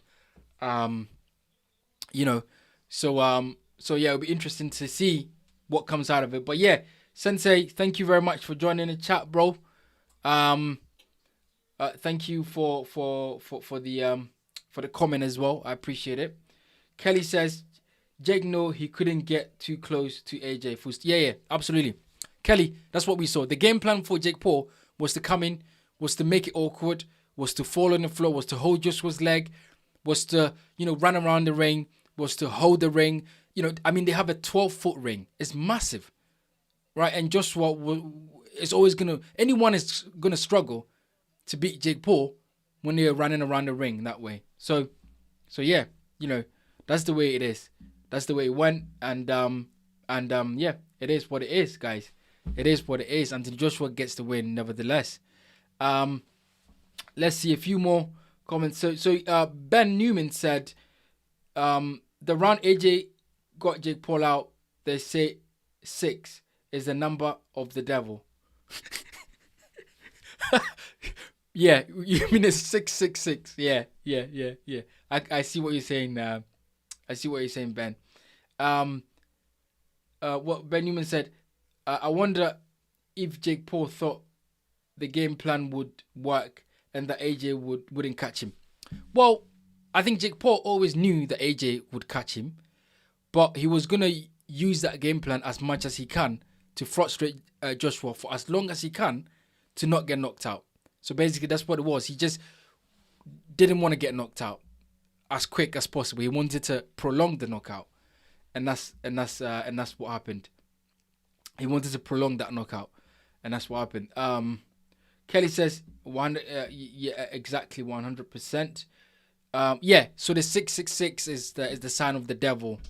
Yeah, is the sign of the devil. So Jake Paul gets knocked out in round 6, and it is what it is. All right, look, guys, I'm gonna sign out. I'm gonna make a reaction video for the knockout for Anthony Joshua. Watch that out when it comes out. Like, subscribe, and share the video. We're signing out. Cove says signing out, big bro. It's a big up, bro. Looking forward to the post-fight vid and roundup of the fights this weekend. Yes, guys. I'm signing out. Thank you, guys. Thank you, everyone, for joining. I really appreciate it. This is our first live reaction, live watch along, and I've really enjoyed it. So many comments, and stuff like that. So I really appreciate everyone. I'm about to sign out, but my brother, Twin Profile, says that ring was big. Yes, that ring was massive, bro. That ring, my goodness, that ring was big. It was massive. It was 12 feet ring, right? And Jake Paul made it difficult, made it awkward for Joshua to catch him. But in the end, Joshua gets the win, and now he goes on to fight Tyson Fury, which we want to see next year. 2 fights, one at Wembley and maybe one in Saudi. That would be a really good a year to end that. So yeah, that's really good. Boxing Monkey says AJ's fist too big. Yes. AJ has massive fists, isn't it? AJ's fists are massive. Landed some really good shot on Jake Paul. Twin Profile says thank you for hosting. Absolutely, bro. Thank you for joining. We're building this community. I am super excited. I am super excited about what we've been able to build so far. Just within a year, the things that we've been able to do on this channel is great. I see this channel going further and further and further and growing. There's some people that have been with us since the start of this channel last year in 2024, 2024, yeah. And so looking forward to doing more of this and going there. Twin Profile said, let's keep doing this to build a community. Absolutely. We'll be doing this. We'll be doing all these live watch-alongs. We'll be doing lives. Next year, we'll be doing a lot more shows on this channel. We will be, having interviews with fighters, having conversations, having chat with. I'll be collaborating with other boxing channels as well, who have contacted me to do content. So we'll be doing a lot more of that, to bring more boxing content to you guys. So thank you very much for joining the live. Thank you for joining the community. Thank you for liking. Thank you for subscribing. Really appreciate it. And Kelly Jack says, see you on the next live. Brilliant tonight. Well done job. Absolutely, Kelly. Thank you very much for joining it. I appreciate it. I appreciate you, Kelly. And I'll see you guys on the next live. But not just the next live. I'll see you guys on the next video. I'm about to do my reaction video for this fight that we just watched. Just to see, just after the fight, how I thought about it, what I thought about the fight, and the way I thought the fight went as well. So yeah, watch out for that video. If you have any questions, guys, drop me a message. My email is on the channel. So if you have any requests, anything like that you want us to do on the channel, just let me know. Drop me an email, drop me a message, drop me a text, whatever it is. I'm always here, and we keep building this community, and we go from there. So absolutely, thank you very much. I'll be doing it now. I'll be doing the reaction to this now. So yeah, watch out for that when it comes out. But yeah, guys, I am gonna sign out. Thank you very much for that. Let's do this again and again, and I'll see you guys on the next one. This is the Bright Show podcast. Thank you for watching. I'll see you guys soon enough. Signing out.